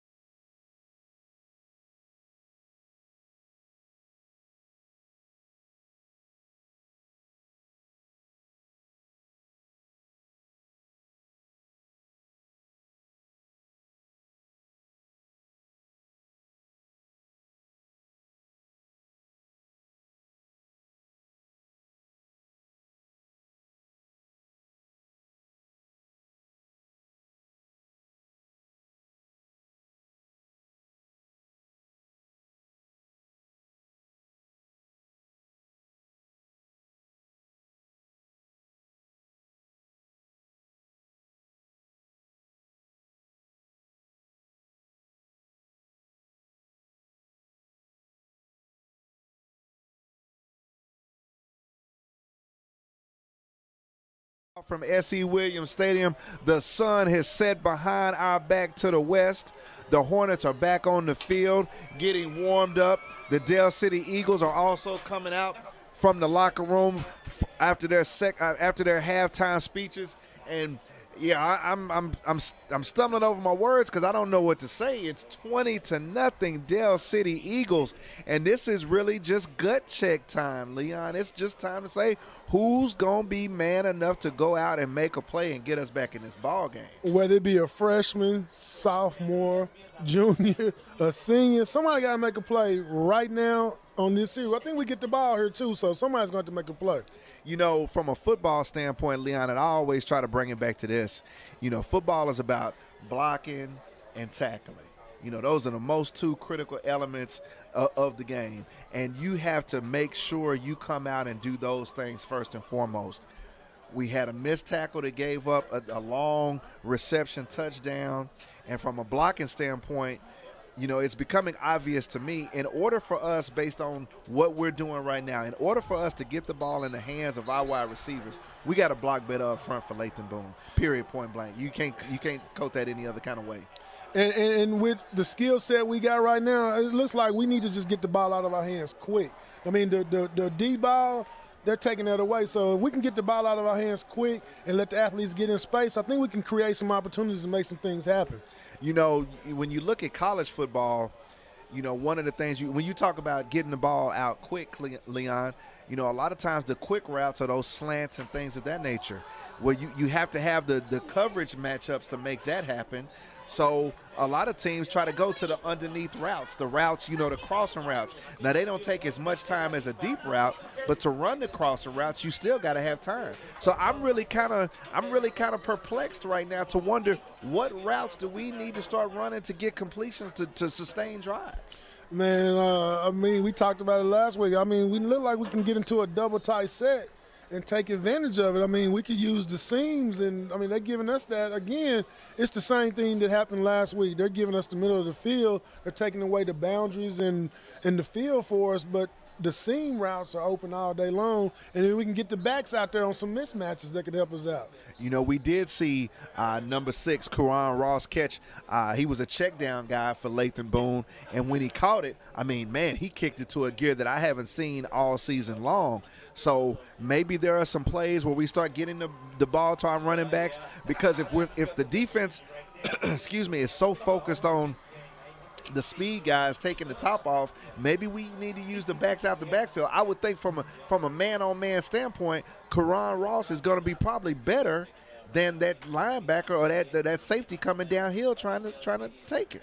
I mean, a two-back set would be good against this defensive scheme. Like you just said, we could check down to – we have a couple options with those backs out the flats and hitting down the seam and some mismatches. So I think the Hornets are going to have to take advantage of what the defense gives us this last second half here, and we got to make some things happen on the positive side. So you personally, as a football fan, do you like the spread? Are you a fan? You know, I've been wanting to talk to these things I've been wanting to talk to you about these things. Are you a fan of the spread? Or do you like the schemes where you still use the tight end and things of that nature? Because you don't see it that much. Man, you know, again, I think football has gotten cute. You know, everybody getting their spread. It looks good and all this and that. Remember, our money ain't good money when we playing dominoes. So when it comes to football, you got to take what the defense is giving you. And right now, the spread is not to our advantage, man. We got to play to our personnel. And then we just line up in a two-back set, double tight set, and set some edges and get some things going. Then we could dictate and dominate. But right now, Dale City's doing a great job of bringing it to us here. And like you said, BP, I don't know really what to say. I'm perplexed as well. Because, you know, looking at our team in these last 2 weeks, when you look at the kids on the sideline and you look at the 11 that's on the field, from a size standpoint, I'm not going to say we're the biggest, but we have some size. And so it's, for me, when you talk about some double tights or things of that nature, even though you're using wide receivers in a box formation or a double tight formation, you know, you still have the threat of going deep, but they're able to try to be physical. I mean, I think these kids have gone through summer pride and things of that nature. I think there's still physicality there. So the Eagles are going to kick off. Mr. Ross is back deep. Here's another deep kick. This one is going to make it right across the end zone and not going to be able to be returned. So the Hornets are going to start their first drive of the second half headed south. For going to be 1st and 10 from the 20-yard line for the Hornets. And we're looking for this Hornet offense to get itself in gear, get a sustained drive. It would be wonderful to see a 10 or 12 play drive, but most importantly, we need to see points go up on the scoreboard. We need to see some lights down here to the north, Leon. We need to see, make sure the light bulbs, all of them are working, not just the ones in that oblong O. We definitely need some life right now, and let's see if the Hornets can give it to us. Here's your double running back set. Here's a little misdirection in the backfield, but still the inside give. And Karan Ross is able to take it, get positive yards. But there's a change right there, Leon. Instead of the pistol formation with one back, you had, I believe that's Micah Tease and Karan Ross in the run in the backfield. So once again, the Hornets have made the change. It's the pistol formation with split backs. 2 wide receivers here to the near side. Isaac Fain split out to the left. We've got an option look this time.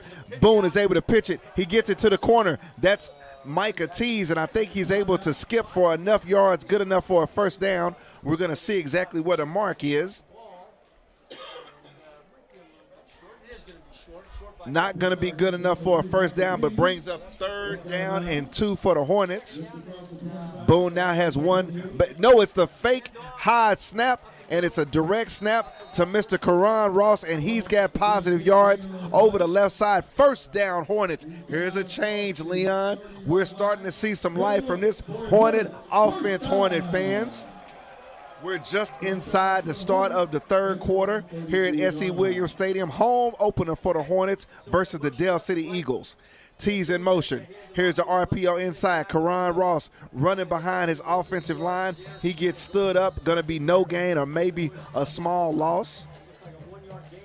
Gonna see exactly what the Hornets are gonna try to do this time. You know, Leon, I know Dale City had to be a little shell-shocked to see Tease and Ross in the backfield because you don't know where the ball is going. And that's a good scheme by the Hornets, like finding ways to be creative to use Micah Tease in multiple ways.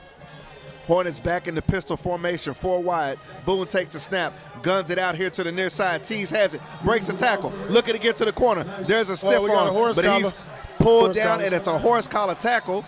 That is Kanigel Thomas, the K-State commit on the tackle for the Dale City Eagles. Gonna add 15 yards to the play. The catch and run by the Hornets was good enough for a Hornet first down, so the Hornets are on the move. Tease comes to the sideline, looks like he's gonna take a breather for a play. Lathan Boone, now the official is gonna step it off. The 15 yards are going to take the ball deeper into the Dale City Eagle territory. T seems to be okay. He gets a drink of water, Hornet fans. Looks like he's going to be returning to the field after this play. And not only was that a great play by Micah Tease, but we get the 15 yards as well. So, hey, we got to take advantage of that. We got the ball down here on our own 30. It's time to punch it in. We got 10-16 to go. It would be a great time for the Hornets to get some points on the board. So Dale City is a little bit taken aback, and they take their first time out of the second half. And it's obvious that the coach, Mr. Robert Jones for Dale City, is basically saying to his team, okay, look out, guys. This team is still dangerous. They mean business. We've come into their house and stolen some cookies. They not going to let us out the back door with the apple pie, so you better go ahead and strap up your chin strap and get ready to play. He calls a timeout early, hopes to try to stem the tide of the Hornet drive. The Hornets will scrimmage 1st and 10 from the Dale City 34-yard line. Coach Jonathan Brown out in the huddle with the Hornets as they strategize on what they're going to do on the offensive side of the ball. Once this timeout is complete, you know, Leon, you know, I'm not going to wait until after the game. You know, next week, it's the return of the Northside Classic. We're going to do a Saturday afternoon game, Leon. We're going to go a little north to Melvin Driver Stadium. We're going to see the Hornets play against them skies. And you know what? It's gonna be like a family reunion because you know you got some cousins that went to McLean, some aunties and some great cousins and all of that good stuff. So man, we in time on September the 10th. I got an ex-girlfriend whose mom went to McLean and she still don't like me. Here's an inside handoff to number 30. He's spun around and taken down. He looks like he's gonna get no gain. It's going to be maybe a loss of a yard, 2nd and 1. And, Leon, this is just one of those situations we've kind of gotten back into who we were the entire first half after we came out looking like a different ball club. We got to finish this drive off. So the Hornets, 9 minutes, 53 seconds. Boone puts Tees in motion. Tees to the left side. Boone's checking the left side. Now he's looking to the left, going to look to the right, doesn't have anything. Looking to go over the top, throws it over the top, trying to fight for it is number 4. That's Grayson Chalk with an unbelievable catch going over the back of the defender and catching it off of his shoestrings. But we got some flag down. Hold on, we got a flag down. There is a flag down, Hornet fans, waiting to see exactly where the officials are having their conclave to talk about what's going on. And it looks like everybody's pointing is going to go, well, it's coming back. We've got a hold by the Hornets, so this play, we've got offsetting penalties, so it's going to act like absolutely nothing happened, Hornet fans. Basically. We're going to replay 2nd down. It's going to be 2nd down and 11. The Hornets are scrimmaging from the Dell City Eagle 34-yard line. Hornets holding. So the Hornets are trying to get into the end zone for the first time tonight, Hornet fans.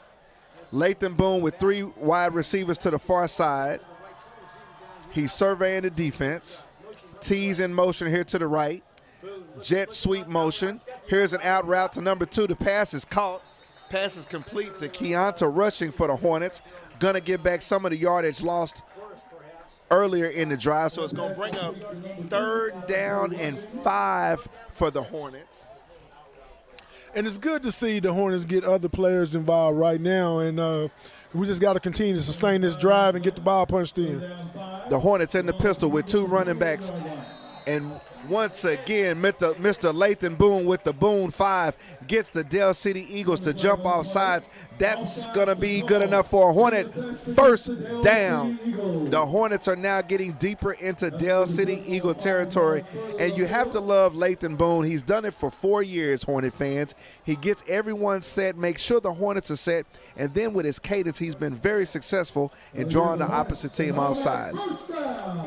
So after the automatic first down, the Hornets, 2 men in the backfield. Here's the inside give. That's Walker running hard up under his pads. Lots of guys there in the middle for Dell City. It's almost like, Leon, that they're going to allow you to make the handoff, and they're just waiting to just wrap you up for 1 or 2.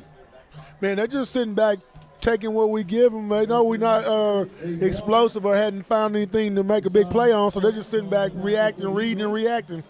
Here's another RPO. Give. Ross trying to get to the outside. He gets the edge, and he's run right out of bounds. Going to be a minimal gain. That was a 2nd down and 10 carry with that positive gain by Ross. It's going to bring up 3rd down and 5.5, I would say, Hornet fans. They're at the Dell City 18-yard line. We're in a situation now, Leon. We got to put points on the board. We got to get positive momentum if we don't get the first down and try to kick a field goal. But before that, we're going to try to get a touchdown.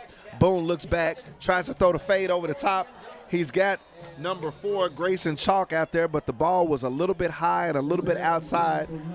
Chalk was open. He was over the top of his man. He was being defended by Kenigel Thomas, the Kansas State Wildcat commit. And it looks immediately like the Hornets are going to go tempo here on 4th down. And we ain't had no choice but to go for it down here. 3's not going to be good enough right now with the clock against us right now. So Lathan Boone immediately tries to draw the Eagles off sides, doesn't do it. We've got check with me. The play clock is down to 6 seconds. Boone takes the snap, looking to his left, now looks right. He's going to step up and run. Needs to get the first down. He gets outside, may have enough yards for it. Looks like Lathan It's Boone going to be made. close. They're going to have to get a measure. Looks like he's short from here. We're going to check from here, Looks but short. Boone made the heady play. They immediately say it's first down Hornets, and I'll say it's home first cooking down right Hornets. there without even bringing the chains up. But Leon, that was a great play by Lathan Boone. He ran the ball to the side of the field where he had the least defenders because he had only one wide receiver to this side. And you know what? He saw those numbers. Remember when you see the backs? Hey, that was a heady play by Lathan Boone to get those yards when we needed it the most. Absolutely. T's in motion to the left. Here's an inside give to Karan Ross off the left side. He's running hard. Offensive lineman trying to get a push, but as it's been all night, Dell City is there waiting on him. He's going to get positive yardage and take the ball to about the 10-yard line of the Dell City Eagles. Micah Tees comes off the field. Looks like we're going to go a little bit heavier. Ross comes out. Number 30, Aiden Walker, is in the backfield. Number 24, Dalen Overstreet, comes into the slot. We're in a little bit more of a bunch formation. Here's Walker trying to take the inside give, and he basically sticks his head up in there, but minimal yardage. We got a little extracurricular activity, 6 yards off the ball. No flags are thrown. Fans, the Hornets have come out of the locker room and gone on the move. As we were saying, the Hornets are having a lengthy drive here and are only 8 yards away from pay dirt. Lathan Boone in the check with me. 2 wide receivers to the far side. He's got single coverage with Grayson Chalk here to the near side. Now the corner is starting to shade and bracket Grayson Chalk. Play clock down to 3. Boone has it, looks for the fade, doesn't have it, throws the gun, touchdown Hornets. Lathan Boone set Strike that up the perfectly. bend, BP. Strike up the bend. I know they've been sitting over there for a while waiting on this moment. Hornet fans around the world, get on your feet. Hornet victory is playing. Shows us some love. We need it, Hornet fans. We need it. Man, what about bringing some life into a home crowd that had no inspiration? What a time to get on the board right now. I got to give credit where credit is due. That's Lathan Boone sitting back in the pocket. It looked like he wanted to throw the fade, but he had to wait just a little bit on Grayson Chalk, who broke to the inside going towards the post. Lathan Boone gunned it, and Grayson Chalk was able to make the catch. The kick is back, and unfortunately it's blocked. So the point after touchdown is unsuccessful, but the Hornets are on the scoreboard. Dell City Eagles 20. Booker T. Washington Hornets 6. And Leon, I gotta say it before I let it go. That's a situation right there where Lathan Boone has made. We've seen him make that throw for years. We've seen him make that inside. I mean, he just rears back and the ball comes out of his hand. A nice high release, but the ball comes out on a trajectory right into the shoulder pads of the wide receiver. He's putting it on the numbers, as those would say. Man, Lathan Boone trusted the offensive line right and there. At that point, the wide receiver has to just, all you got to do is catch it and fall down. You're in the end zone. I mean, but that's the execution that we needed to see. And he read it well. I mean, he did his check downs. He was poised. And when you poise and you sit back there with the confidence as a 4-year starter, that's what happens right there. He threaded the needle and we got the 6 we needed. So now, Leon, we put the game into the hands of our strength, which has been our defense. For the first time this season, we're able to kick off after a score with the opportunity to change the ball game. Last week after a score in Bentonville West, the game was somewhat decided.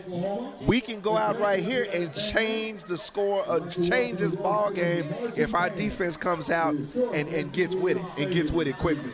If the defense gets a 3 and out, the trajectory changes, like you said, just like that. We're at home. I mean, hey, we can get the ball in the 3 and out. It's going to look good for the Hornets right here. Here's a good deep kick by the kicker for the Hornets, taken at the 1-yard line by the Dell City Eagles. Number 3 immediately is almost tackled by the Hornets. He cuts it back, thought he had an alley, but the team speed of the Hornets is able to take down number 3, Jalen Sweet. The Dale City Eagles are going to have the ball as though it was almost a touchback. They're going to scrimmage from the near hash at about the 22-yard line for the Eagles. So basically a +2. The Hornets defense is on the field, and this is the time that the Elias Shermans and the Amandre Tigers and the Jaden Oates need to turn it up a notch, Leon. They need to, I mean, whatever the voltage is, they need to turn it up a little bit more, you know, to make it a little bit warm in the backside for the Dale City Eagles and let them know you came to Tulsa, baby. You came to North Tulsa. We got a little something for you over here tonight. We know pressure busts pipes, and like I said, them big boys up front can bring some pressure. We can get some opportunities, and it's a different ball game. So this Kalen Godwin gets the snap. Here's the inside give off the left-hand side. Immediately, number 4, Braylon Adama, is taken down by the Hornets. He gets a little bit of positive sales on that. Gets a little bit positive yardage, but number 13, Jordan Sales, is able to wrap him up and take him down. Looks like it's going to be no gain, but we've got a penalty flag on the play. It looks like, Hornet fans. Hey, so man, we're Sales waiting. played that well, man. Man, that was an impressive play by 13, playing that in like a big dog, man. You couldn't have got it no better than they kept the outside shoulder free, got upfield, and made a big play. So I don't know if – yep. So it looks like we've got a personal foul. I don't know if they're saying a horse collar or a face mask on Jordan Sales, who ended up taking down the ball carrier. But with that 15-yard penalty, it's going to be an automatic first down for the Dale City Eagles. You know, that's one of those things. Now we can't let those hidden yards hurt us, Leon. You know what I'm saying? Those penalty yards, those getting, you know, first downs via a flag, not a scrimmage play. And what's even more impressive is I see Sales playing linebacker. That's where he came from, the linebacker position. So, hey, man, he got downhill pretty good right there. So, kudos to 13 on that. Jordan Sales is a junior wide receiver and linebacker for the Hornets. Here's the snap from Dale City, looking to run over the right side, but immediately hit by Mr. Walker, who stepped up and took away the forward momentum of Mr. Braylon Adama. That was a good hit. We heard that one up here. Thud, didn't you? We heard that thud up here, Hornet fans. Yes, sir. He gets 2 yards on the play. I got to give Adama credit. He's a wonderful-looking athlete, and he also runs behind his pads. He was able to fight for 2 yards, but right now it looks as though Dale City may be getting itself behind the sticks, even though it's 2nd and 8. This is where the defense now just got to pin down and come with it, because you got them in a deep situation right here, and we want to keep that pressure going now. Godwin's biggest strength at quarterback for the Eagles has been his ability to scramble. He's going to hand off once again over the right side, breaking a few tackles, but taken down is number 34. That's Charvis Kelly. Charvis Kelly is able to get positive yardage. It's going to bring up a 3rd down and approximately 4 yards for the Eagles. But here's the situation, Leon. You got to get off the field right here. This is where, you know, defensive coordinators make their money. It's what call against what offensive call. Let's go, Hornet defense. The Hornets are faking the blitz, looking like they're going to try to come right up the middle. Nothing like a good jailbreak blitz up the middle. The quarterback, Godwin, is rearranging some things. He audibles to a running play, and it works. That's exactly what I'm talking about, Leon. The look that the defense gave, if Dale City was thinking about throwing, the look that we gave immediately had them audible to a running play like he was going to catch us in the slip. He gets some positive yardage, but he's still 2 yards short. It's 4th down. We're going to get the football back. Hey, man, the defense did their job. Now it's time for the offense to come back and give us 6 more. And just like that, you got a ball game. So number 82 back to punt for the Dale City Eagles. That's Stanley Johnson. He is a weapon. Want to say good evening to Hornet fans watching it in Ohio. You've reached out to me and let me know that you're catching the game. How you doing, Ronnie Miller? So once again, the Hornets have had an issue on a punt coverage. The Hornets basically receive the punt inside the 5-yard line, don't catch it, fumble it, and it's recovered in the end zone for the Dale City Eagles. Touchdown, Eagles.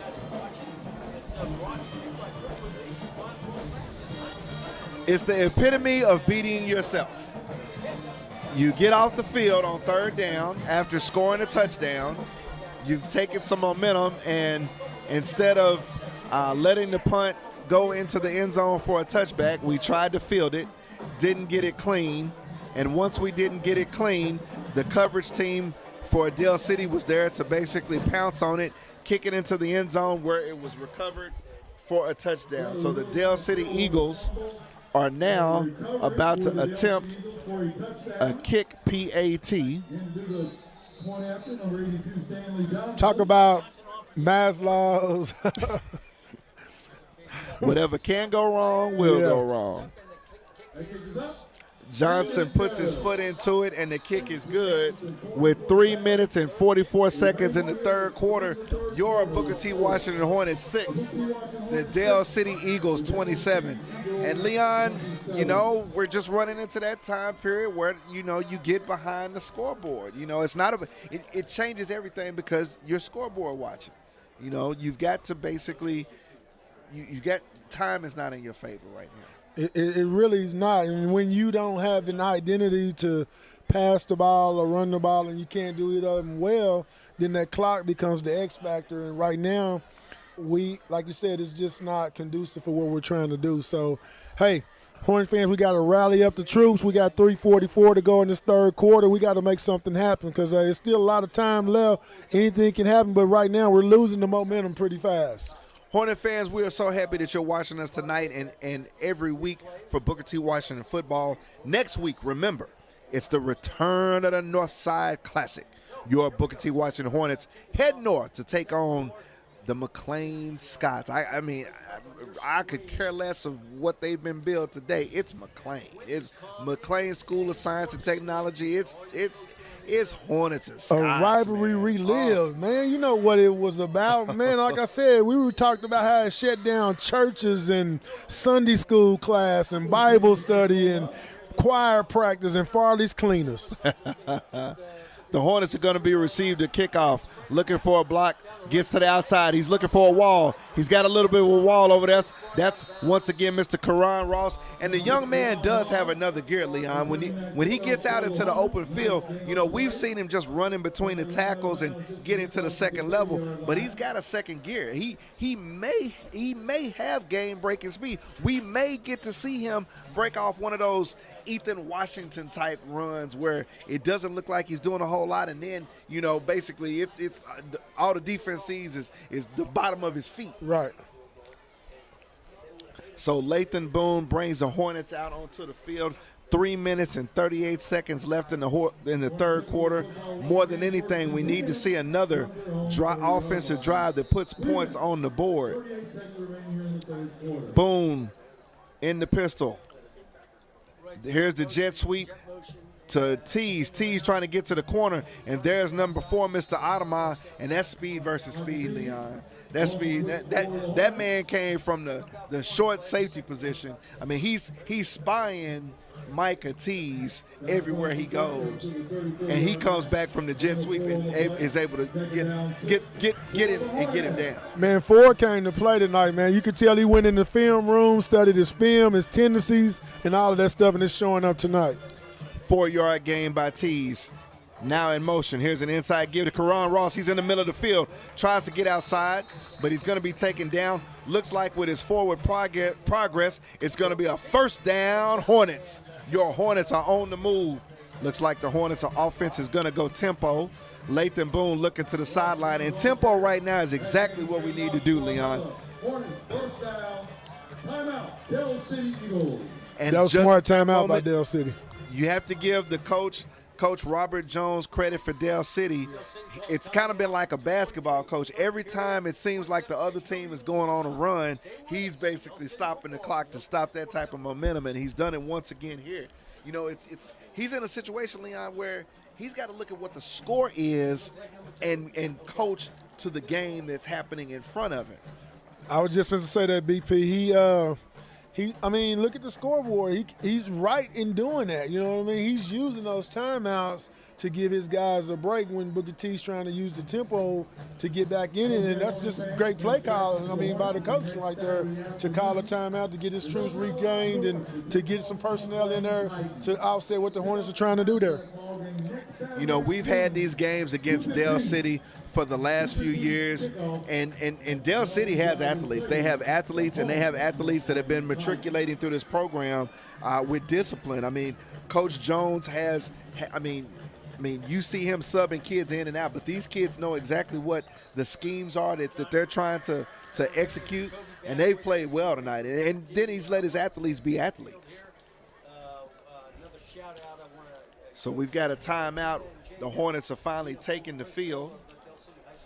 Lathan Boone, the 4-year Hornet quarterback, brings the Hornets out. Beautiful night here in Tulsa. Always wonderful to look to the east and see the lights headed toward the Tulsa Zoo and Mohawk Park. Lathan Boone in the pistol takes the snap, looks to his left, looks to his right. He's going to throw it deep, throws it on a rope. He's got a man down there, but Tease is just not able to connect on it, and that was just a play. I mean, now he gunned it, Leon. That's just a play where Tease has got to go the little bit extra mile to try to make a reception on that play. It comes down to mano right there, right? And then it just like right now you got to play with some desperation and just don't look like the Hornets have that. They're not showing us that energy that we're needing right now with 2:36 to go in the third quarter. Second down and 10. The Hornets scrimmaging from their 41-yard line. Boone takes a snap. Inside give once again to Karan Ross, and he's met immediately in the hole by number 8 for Dell City. That's Jaden Foreman, and it's almost like Foreman knew exactly what the play was. Brings up third down for the Hornets.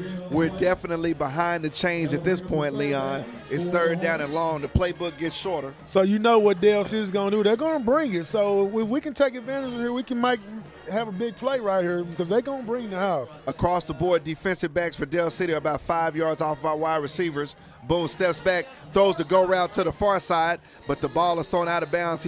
Pass was intended for number 8, Isaac Fain, and running step for step with him was Jalen Street, a senior wide receiver defensive back for Dell City. And as much as Fain is able to run, he had a young man from Dell City that was pretty much running right with him. I mean, you got to put that ball perfectly in the basket to have any chance of completing it, Leon. Man, we needed to take advantage of that, and we didn't. So, you know, that was a plus for Dell City. So, hey, we put the defense back out on the field, again, trying to be our offense, and that's not a good thing to be in. B.J. Thomas is back to punt for the Hornets. Definitely need a good deep punt in this situation. Got to flip the field. Timeout, Hornets. So Coach Jonathan Brown is going to take a timeout. I don't know if he didn't see. I don't know if he didn't see something as far as the alignment of the Hornets. You know, one of the things I mean, I'll be honest with you, Leon. One of the things that's been on film is that we have not blocked well in special teams. We've had a blocked field goal attempt, and we've had a partially blocked punt tonight. So it's critical that we line up and block well and get this punt off. You see what I'm saying? It's big critical because, again, the field is to our disadvantage right now, so we have to get the ball on the Dell City side deep and give the defense an opportunity to give us a 3 and out to get the ball back to the offense. So after that quick timeout by head coach Jonathan Brown, the Hornets retake the field in punt formation. We do have a nice crowd here tonight for the Hornet opener here at S.E. Williams Stadium with the Nathan E. Harris Fieldhouse to my right, to the south. The snap is back. It's muffled, but Brown is able to step up and kick it. Here's a dead man spiraling punt. Takes a Dell City bounce, and it's going to be down by number 7, Jaden Oates. For a second there or two, Leon, I was worried because the snap was low, and Thomas basically had to field it off the ground. Luckily, after the timeout, Dell City decided not to bring a rush. If they would have brought a rush, that could have been a prop. And you're just talking about special team. That could have been a bad disaster for us to be pent up back there deep in our own territory. So now we look for the defense to come out here and bend and don't break again for us. If anything, this is the time that number 7, Jaden Oates, and number 58, Amandre Tiger, and number 62, Elias Sherman, need to step up and wreak havoc along that defensive front. Off the edge, we've got number 7, Jaden Oates. That's kind of the outside linebacker position, but now he flexes out to be in a coverage mode. Number 13, Godwin for the Eagles, steps back. Here's a rush from the inside. They're looking to get the wide receiver screen, and number 3, Tees did have an opportunity to maybe intercept that ball. The pass was kind of floated out for Dell City. It is completed. However, it's going to be for a 3-yard loss. So there's the first down play where we get Dell City immediately behind the chains, Leon, and that's what we needed. Hey, that was a big play by T. He was all over that. That's what big-time players do right there. So we've got 2nd down and 13 for the Eagles. They're in their territory. They're scrimmaging from their 32-yard line. Dell City in a bunch formation, trying to go power. Here's the inside give, and immediately the Hornets are there. A little bit of positive yardage, but not enough. They're going to be brought down, nothing major. Going to bring up 3rd down and 11. We're less than a minute to play in the 3rd quarter. And I got to give Coach Robert Jones credit. He's playing the percentages and also playing the clock. You know, he's behind the sticks. So right now he's just playing, you know, time. I mean, he's taking the play clock already. We haven't finished the 3rd quarter, and the opposing coach is already taking the play clock down to the single digits. Don't you hate that? You know, it's all like when we playing on that PlayStation, we playing Madden, and your buddy rubbing it in, he just letting that clock tick down, and ain't nothing you can do about it. That's what's going on right now. Like I said, Dell City's coach is really milking that clock on us. Here's another inside give, and basically the coach for Dell City, Hornet fans, after the first play with the loss, he's basically playing the percentages that I'm not going to get a first down on this drive, so let me go ahead and take as much time off the clock as possible. We are now expired the time in the 3rd quarter. We're going to be going into the 4th quarter. Dell City's going to be punting. And basically, Booker T needs to score 3 touchdowns in order to tie this game up. Here 12 minutes. We got 12 minutes to see if the Hornets going to rally and come on and show us what we made of and what we capable of. So the T-Connection Band has made their debut for the 2022-2023 season, and we hope to see you all here for homecoming here in a few weeks. But before that, we're going to keep talking about the revival of the Northside Classic. Go back to that, next Saturday afternoon. Hornet fans, go ahead and have a good time on Friday night. But next Saturday, what time is kickoff? I need to start letting people know that. I think it's a 12, is it a noon kickoff? It's something like that, noon. And I think the tickets are going to be pre-sold, too. That's what I'm hearing. Absolutely. So you might want to get them tickets early, get them barbecue grills out.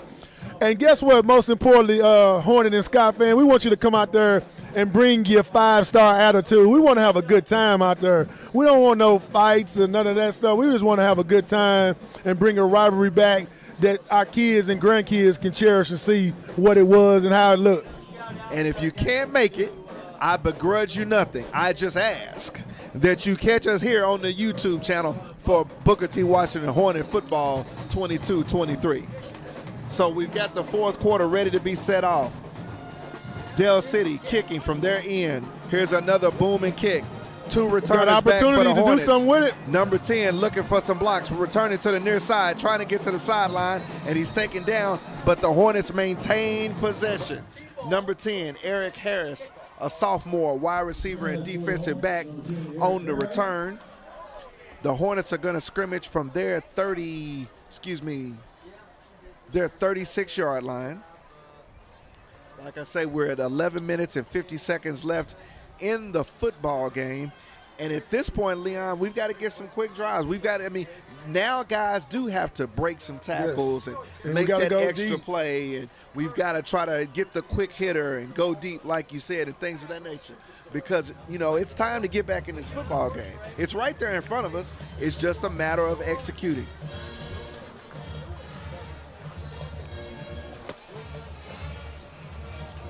So the Eagles get their final instructions on the defensive side of the football.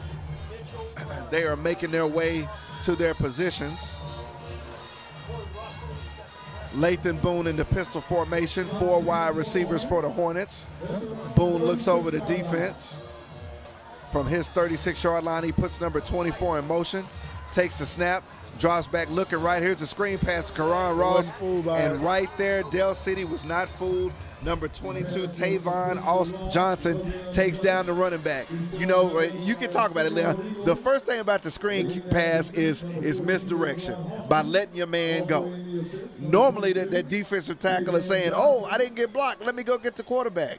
But guys now recognize keys. I didn't get blocked. Let me see if there's somebody that's sneaking around here trying to catch the football. And then you got to set that screen up with a good running game, so they wasn't fooled at all by it. Here's a handoff to Karan Ross, and he immediately goes backwards. Not a good executed play that time. He immediately got the handoff and ran backwards because of the penetration by the defense. A loss of 6 yards. Now the Hornets are deep behind the sticks. It's going to be 3rd down and 20 for the Hornets, scrimmaging from their own 26-yard line. 3rd down and 20 for the Hornets from the 26. Lathan Boone has got to make something happen here, Hornet fans. He's got 3 wide receivers to the far side. Single coverage here at the bottom with Brackett over the top. Looks back, immediately rush off the edge. Boone's gonna run it. He had some opening, and he got but the first down, folks. The safety was back there for Dell City, and he didn't make the tackle. Boone, with his elusive quickness, is able to shake the safety for Dell City, and he picks up a first down. Maybe that's the first play of many to get us back in the game, Leon. It was 3rd and forever, and the quarterback, Boone, made a great play right there. I mean, it was all Boone on that. That's one of them dramatic 3rd and forever, and we pick it up. Here's an inside handoff by the Hornets. Once again, Karan Ross gets over the left side. Positive yardage. Okay, keep the tempo going, Hornets. You got something going. Let's go. Keep your foot on the gas. Boone is giving the players the signals by hand and verbally. 3 wide receivers to the far side in the pistol formation. He gets the snap. Once again, inside give, but number 12 once again gets downhill for Dell City. Jashawn McAllister takes Ross down behind the line of scrimmage. Brings up another 3rd down and long. One thing, BP, that's a no-no in them situations is you see a lot of spillage. What I mean by that, you see those defensive guys getting in our backfield pretty quick, disrupting that. So we got to do a better job of making opportunities for those backs to get those lanes that they need. But right now, they're not doing a good job up front with that. Dell City's got 3 guys down in the front, but the linebackers are pinching almost every play. It just depends on where they're coming from. Boone looks back, has to step up, gap pressure. He gets to the edge. Looks like he's going to have enough for the first down once again, and he gets out of bounds without being tackled. Once again, first down, Hornets. Hornets are on the move. Hornets are now getting deeper into Dell City territory. This is the drive that the Hornets have been needing. And once again, the coach for Dell City takes his final timeout. We are into the 4th quarter, 9 minutes and 11 seconds left, but the coach for Dell City is like, no, I'm going to stop this quickly. I mean, he's definitely managing the game, Leon. He's definitely managing the game. And when you get up 27-6, you can use your timeouts how you want it. And I think that's brilliant by Dell City's coach to use those to slow down our fast-paced offense, to get those guys some water and to get some new personnel in there. So, hey, that's what happens when you jump out like that. You can use the timeouts how you want it. Because from a man-on-man athletic standpoint, Dell City has the talent. It's really a matter of making sure schematically they're doing exactly what they want to do to try to slow the Hornets down. And they've been successful with that all night long. I have to give Dell City a lot of credit. Man on man, speed for speed, Dell City has had guys that could match up everything we tried to do.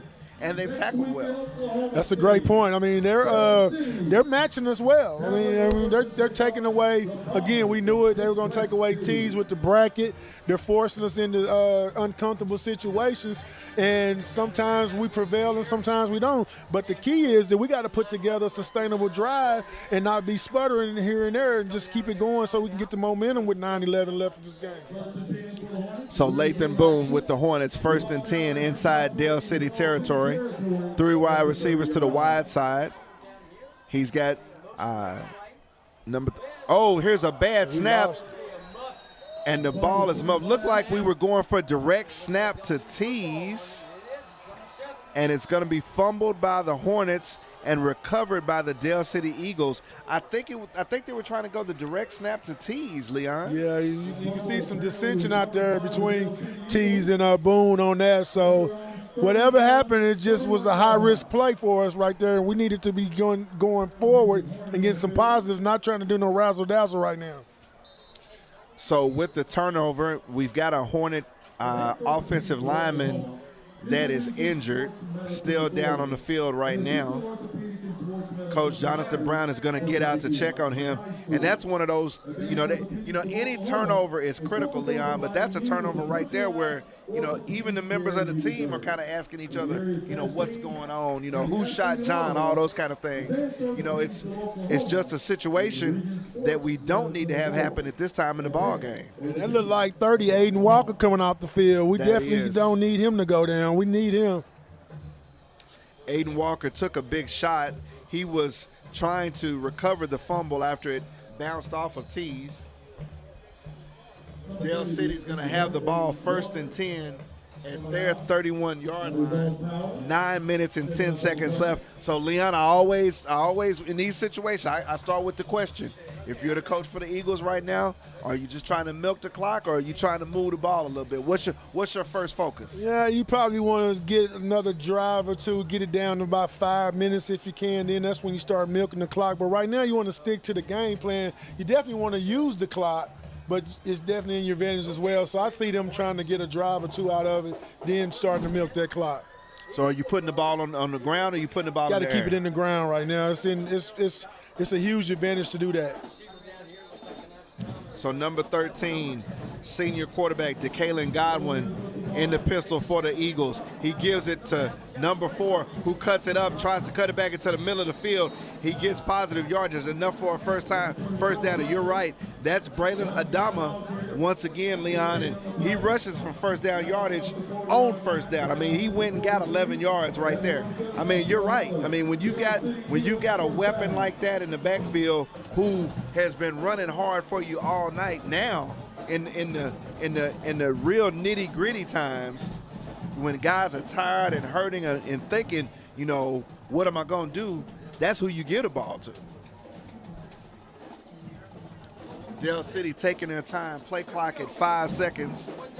Here's another inside give. No, they're going to throw the quick wide receiver screen to the far side, but it's incomplete. And that will stop the clock. There's the situation, Leon, where you think to yourself, it's an easy pitch and catch, but, they say that there are 3 things bad that can happen whenever you throw the ball. And one of those bad things is an incompletion, and it happened. Yes, now, sir. That's in the Hornet favor right there. Yes, sir. Brings up 2nd down and 10. Definitely clock stop. Godwin rolls to his right, throwing the out route. The pass is going to be shallow and going to be incomplete. Tight coverage right there by Tees guarding number 1, Kenigel Thomas. So those are 2 D1 commits right there. Kenigel Thomas, who's committed to Kansas State, and Micah Tees, who's committed to Arkansas. That battle ends in a draw. The pass was just low and outside, and you got to give the quarterback for Dell City credit. He didn't try to get it in there. It's one of those situations where the best throw is maybe low and short. Yeah. So once again, Tees and Thomas are going to go at it. Here's an inside give off the left side. Adama gets to the outside, and he's hit sharply against the leg by number 11, Seth White. Braden Adama gets positive yardage once again for Dell City. Looks like that one stung a little bit, Leon, because he's headed to the sideline to think about it. He's got his helmet off.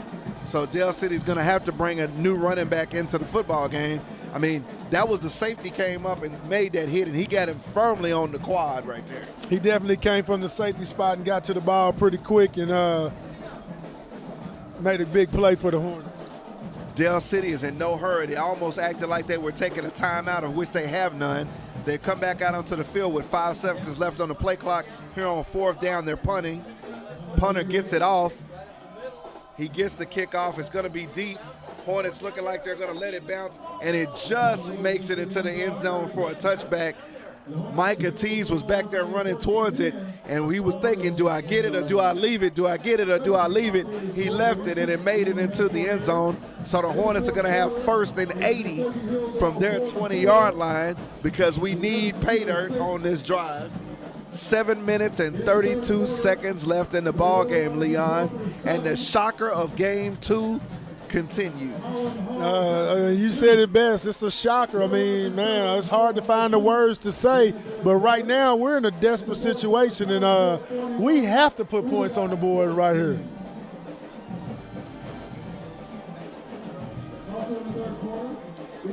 So the Hornets, led by Lathan Boone, have got to go 4 wide at this point. Single running back in the backfield with Lathan Boone. Boone gets the snap, looks, he swings it out. Ross has it, trying to get to the edge. Once again, Ross turns on the speed, and I got it, Leon. I'm telling you, man, the speed of Ross when he gets the ball in open space is totally different than the way he runs when he's getting in between the tackles. That's a good point. I mean, he definitely can do it in the space, but when he gets in them tackles, he seems like he gets the happy feet. So that's a great point you make right there. So it brings up 2nd down and 1 for the Hornets. Boone looks right, throws it out to Fain. He catches it. He's going to be immediately taken down, but it's going to be enough for a Hornet 1st down. Hornets are on the move. Clock working against the Hornets with rolling up on 7 minutes left in the ball game. So they're going to go to the no huddle, going tempo. Fain and Tees are here to the near side. Boone in the pistol. Gets the snap, looking to his left. He's got to escape the rush. Fakes the pass, keeps it, breaks a tackle. He's going to be taken down short of the 1st down. Once again, the elusiveness of Micah Tees. You know, he's a guy that doesn't look to have quick feet, Leon, but he grinds up turf. That's a great analogy you make about Boone. So Boone gets the snap, swings it out quick. Once again, he hits Fain on the out route. And that's I meant to bring that up, Leon. The out routes have been there all night long. We don't see them that much, but at this point, we're taking what the defense is giving us. Take what we get. Like you said, it's just simple. You take what the defense gives us. Then when they take away that, then they give us another opportunity to do something else. You got to take exactly what the defense have given you. And at this point, nobody's going to let us take the top off of them. We haven't been able to go deep all season. Once again, Boone steps back, looking. He's going to hit the out route once again. This time he hits Grayson Chalk.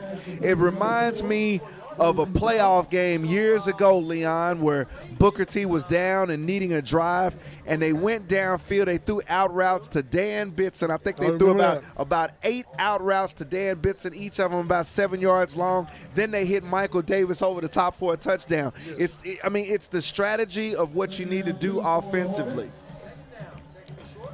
We've got 2nd down and 2 for the Hornets, 4 wides, 1 man in the backfield, Ross. Boone steps back. This time he's got the crossing routes. First time we've seen that. And I'm not exactly sure where Boone was trying to thread that one, but the crossers are a wrinkle that we haven't seen yet, Leon. Yeah, and hey, you're definitely right. We're going to some things we hadn't seen, but again, we got to pick the tempo up. It's 5:52. Clock is ticking, and we're not going to get many opportunities. So 3rd down and 2. We're not behind the sticks, but we need to pick up a first down. Execution is critical here. Boone throws it out. Fain has it. Got to get upfield. He's got enough for a Hornet first down. Hornets are again on the move. That's a good pitch and catch from Boone to Fain. Hornets are looking to go tempo once again. Check with me to the sidelines. 4 wide receivers in the game for the Hornets. Going to be in the pistol formation with Karan Ross to Boone's left. Defensive backs for Dell City are backing off, so we've got the stop route available in there. Boone guns it out to his right. The pass is complete to Grayson Chalk, and that's just a 3-yard stop route, Leon. I mean, the guy's 7 yards off the ball. Just go ahead and throw it to him. Lathan Boone pitch and catch to Chalk, gains 8 yards, 2nd down and 2.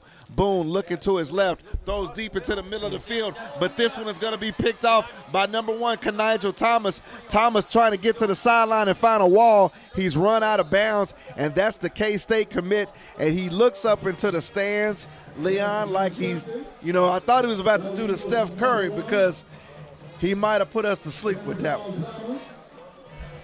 It was 3 defenders over there, BP. I mean, that was just Boone trying to make a play right there.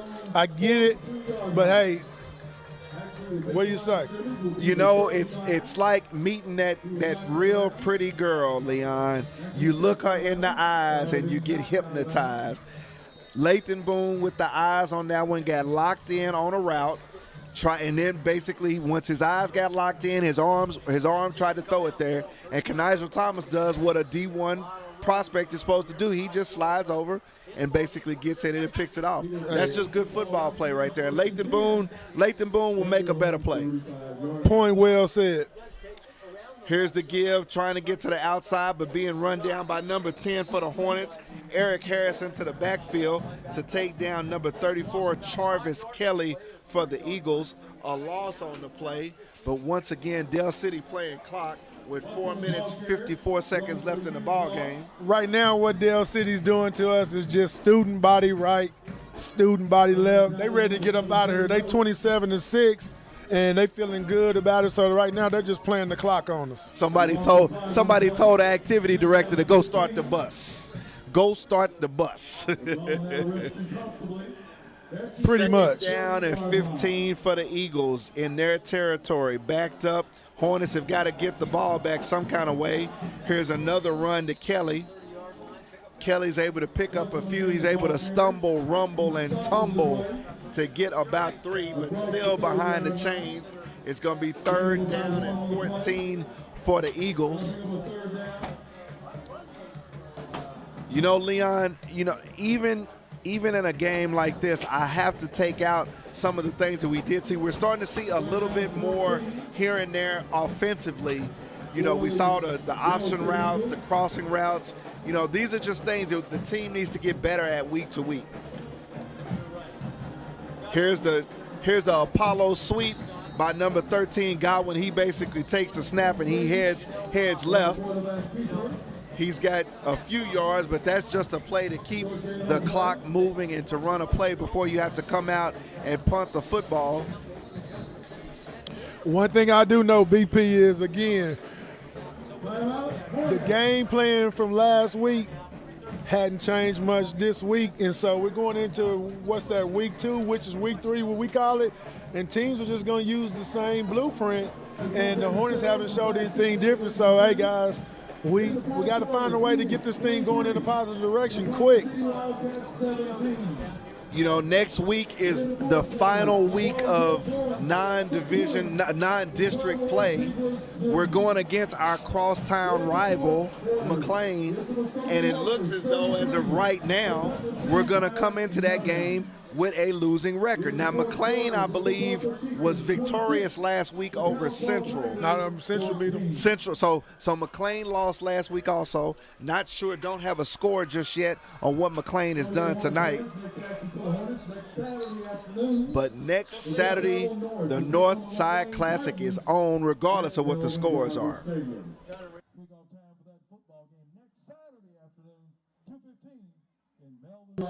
So we have clarification. Next Saturday, the North Side Classic kicks off at 2:15. So that means you can get up, make a little grocery run, get back home and start something, and still get to Melvin Driver Stadium parking lot to get your tailgate on, because kickoff is at 2:15.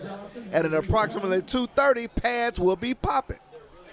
So what you're saying is you got time to get up, eat your breakfast, clean up the house, get the kids haircuts, and get the girls they locks and strands, and get on over to that game, right? Well, make sure you get on Barbershop Chuck's book. He might be already locked up, because I know Barbershop Chuck is going to shut down at about 12. Oh, yeah. Yes, sir. So if you're going to make it to the look to get a cut, you probably going to have to be doing that at 7:30.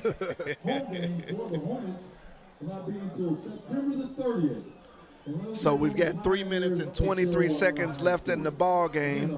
Hornets will scrimmage from their 22-yard line, 78 yards from Paradise, which is desperately needed, behind 27-6 to the Dell City Eagles, who have come to Tulsa and been they have been crisp. They have been crisp on both sides of the ball, Leon. They really have. They've played quite well. I mean, we got to give credit where credit is due, BP. You know, we're Hornets. We bleed orange and black, but hey, it is what it is. So Lathan Boone is looking to his left, steps up, may run it, gonna be taken down. No, he escapes the tackle. He's in the middle of the field. Boone cuts to his left, just gets brought down over midfield, and once again, Lathan Boone takes defeat from the jaws of the tackler for the Dell City Eagles, and he gets a huge gain on the play. There's still some life in the Hornets. The stinger is still alive, Leon.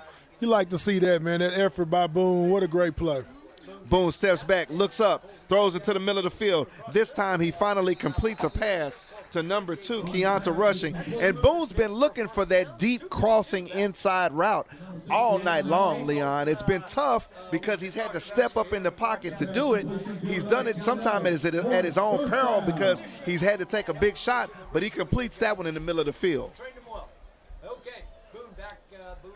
So Boone, 4-wide receiver, looking back, gonna step up again under a heavy rush. This time he's gonna be taken down by number 50.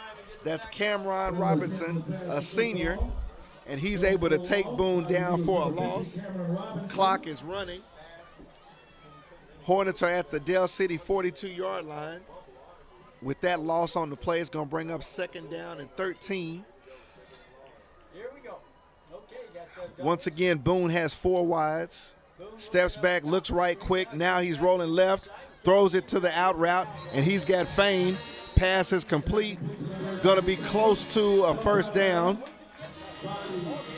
Going to be knocked out of bounds right at the Dell City 30-yard line. Looks like he's going to be a half a yard short. So that's going to bring up 3rd down and a yard, maybe a yard and a half. 3 wide receivers for Boone. Once again in a check with me, no huddle offense. Boone gets the snap, looking right, steps up. Now he's going to be rolling to his right, rolls back to his left. He's still looking. Now he's going to run it, throws it out the backfield, and he had Karan Ross. And Karan Ross made the critical sin of anyone receiving the ball. He tried to run before he had it, Leon. Boy, he saw the end zone and got excited, and the hands just didn't line up to get the ball secured. So with that incomplete pass, it brings up 4th and 2 for the Hornets. If there's ever a time that the Hornets need to convert on 4th down, it's this one. Trying to get something on the board. Here's a handoff inside, and Ross is running hard, but the ball is taken out of Ross's hands. He's going to fumble it by it's going to be fumbled into the arms of number 12. Number 12 basically held Karan Ross up and took the ball out of his hands, Leon. Regardless, if they say his forward progress was stopped, he wasn't going to have enough for a 1st down. It's going to be a turnover on downs to the Dell City Eagles, and the Eagle players are starting to feel it right now, Hornet fans. They feel like this victory is in the pot and the water's boiling. Looks like the Dell City guys are getting a chance to just take off the pads and get the guys that hadn't got much time some experience in a game time situation. And, like we always talk, the bus ride home for Dale City is probably going to be one that's going to be memorable for you. And especially for the Dale City seniors to come over to S.E. Williams and get a victory on the Hornet home opener. Senior year, getting a victory like that, that's a big momentum push for the season. I mean, that's what that is. Yeah, and I guess the Hornets don't lose a lot of games at home. Full house backfield out of the pistol for the Eagles. Basically just run the ball into the middle of the field. Looks like they're going to get into that victory formation here real soon. It's a minute 30 left. They're going to milk it down. A couple of more plays, and it'll do it for us. Elias Sherman on the tackle for the Hornets, and once again, Elias Sherman has played like a man in that defensive front all night long, but it hasn't been enough in order to get the Hornets over the hump because we just haven't been able to get into the end zone, Leon. We just haven't been offensively able to find out what we need to do to in your words, dictate, what's going on when we've got the football. Here's another inside give to number 9, Tango McCulley. And McCauley is able to rumble close to enough for a first down for the Dale City Eagles. So let me ask you this question, Leon. As the clock clicks down less than a minute, what changes do we make? We're now getting ready. We're looking at 0-2, brother. It looks like we got to go in that locker room, and we're going to have to sit down and talk about it from a soul-searching standpoint and ask some guys, hey, what is our commitment level here? Are we up to the task to finishing it out strong, or what we going to do? So it's time to, take the pads off and talk about it from a heart standpoint. Because we're not being beaten physically. Here's a good run over the right side by Dale City, and that's going to basically take the clock to the last play of the ball game. Dale City Eagles are now starting to feel it and enjoy the fact that they've come to Tulsa and got a victory over the Booker T. Washington Hornets. Final score, Dale City Hornets 27, Booker T. Washington Hornets 6. And Leon, keep talking. It's a final now. We're 0-2. I was saying it doesn't look as though teams are more physical than we are. It's not from the standpoint of not being competitive physically. There are just some, we've just got some issues as to knowing what to do and when to do it is the only thing that I can say. Hey, you said it. Really, we've analyzed 2 games and we've been right there in them. It's a here a little, there a little. You know what I mean? And we're just not putting together any long drives.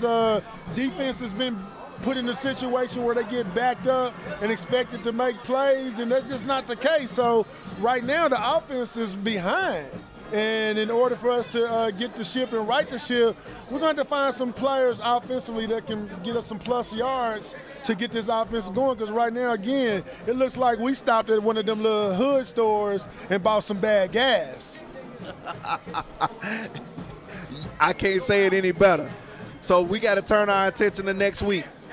Rod Smith, Evan Moses, Rashid Lowe,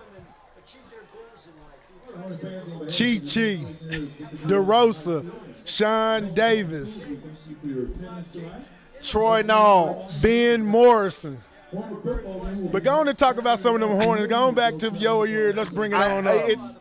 I get choked up thinking about it. I honestly do, because the level of football between these 2 schools was, in one word, it was epic, man. It was epic football.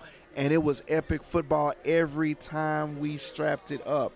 And to go to Melvin Driver Stadium next Saturday at 2:15, it's 2022, 2023. We're doing it for these kids that are on the field right now. But, man, the ghost of the Hornets and Scots that are going to be milling around that field next weekend, Leon, man, it's unbelievable. It's epic, man. Yeah. Yeah, and you know, one of them guys that we failed to mention at McLean, remember Cleon Burrell? He was a police Absolutely. officer. Rest in peace, Yes, God sir. bless his soul. You Yes, know, sir. Man, you know, he was a ball player. I was going to talk about Cleon Burrell all by himself because Cleon Burrell was, you know, I played with that cat, and this is how it goes. I played with Cleon Burrell starting in the 3rd grade, Leon. Cleon was our offensive guard. You know what I'm saying? We get to high school, and now he's a upright running, power running back. Talking about running behind your pads.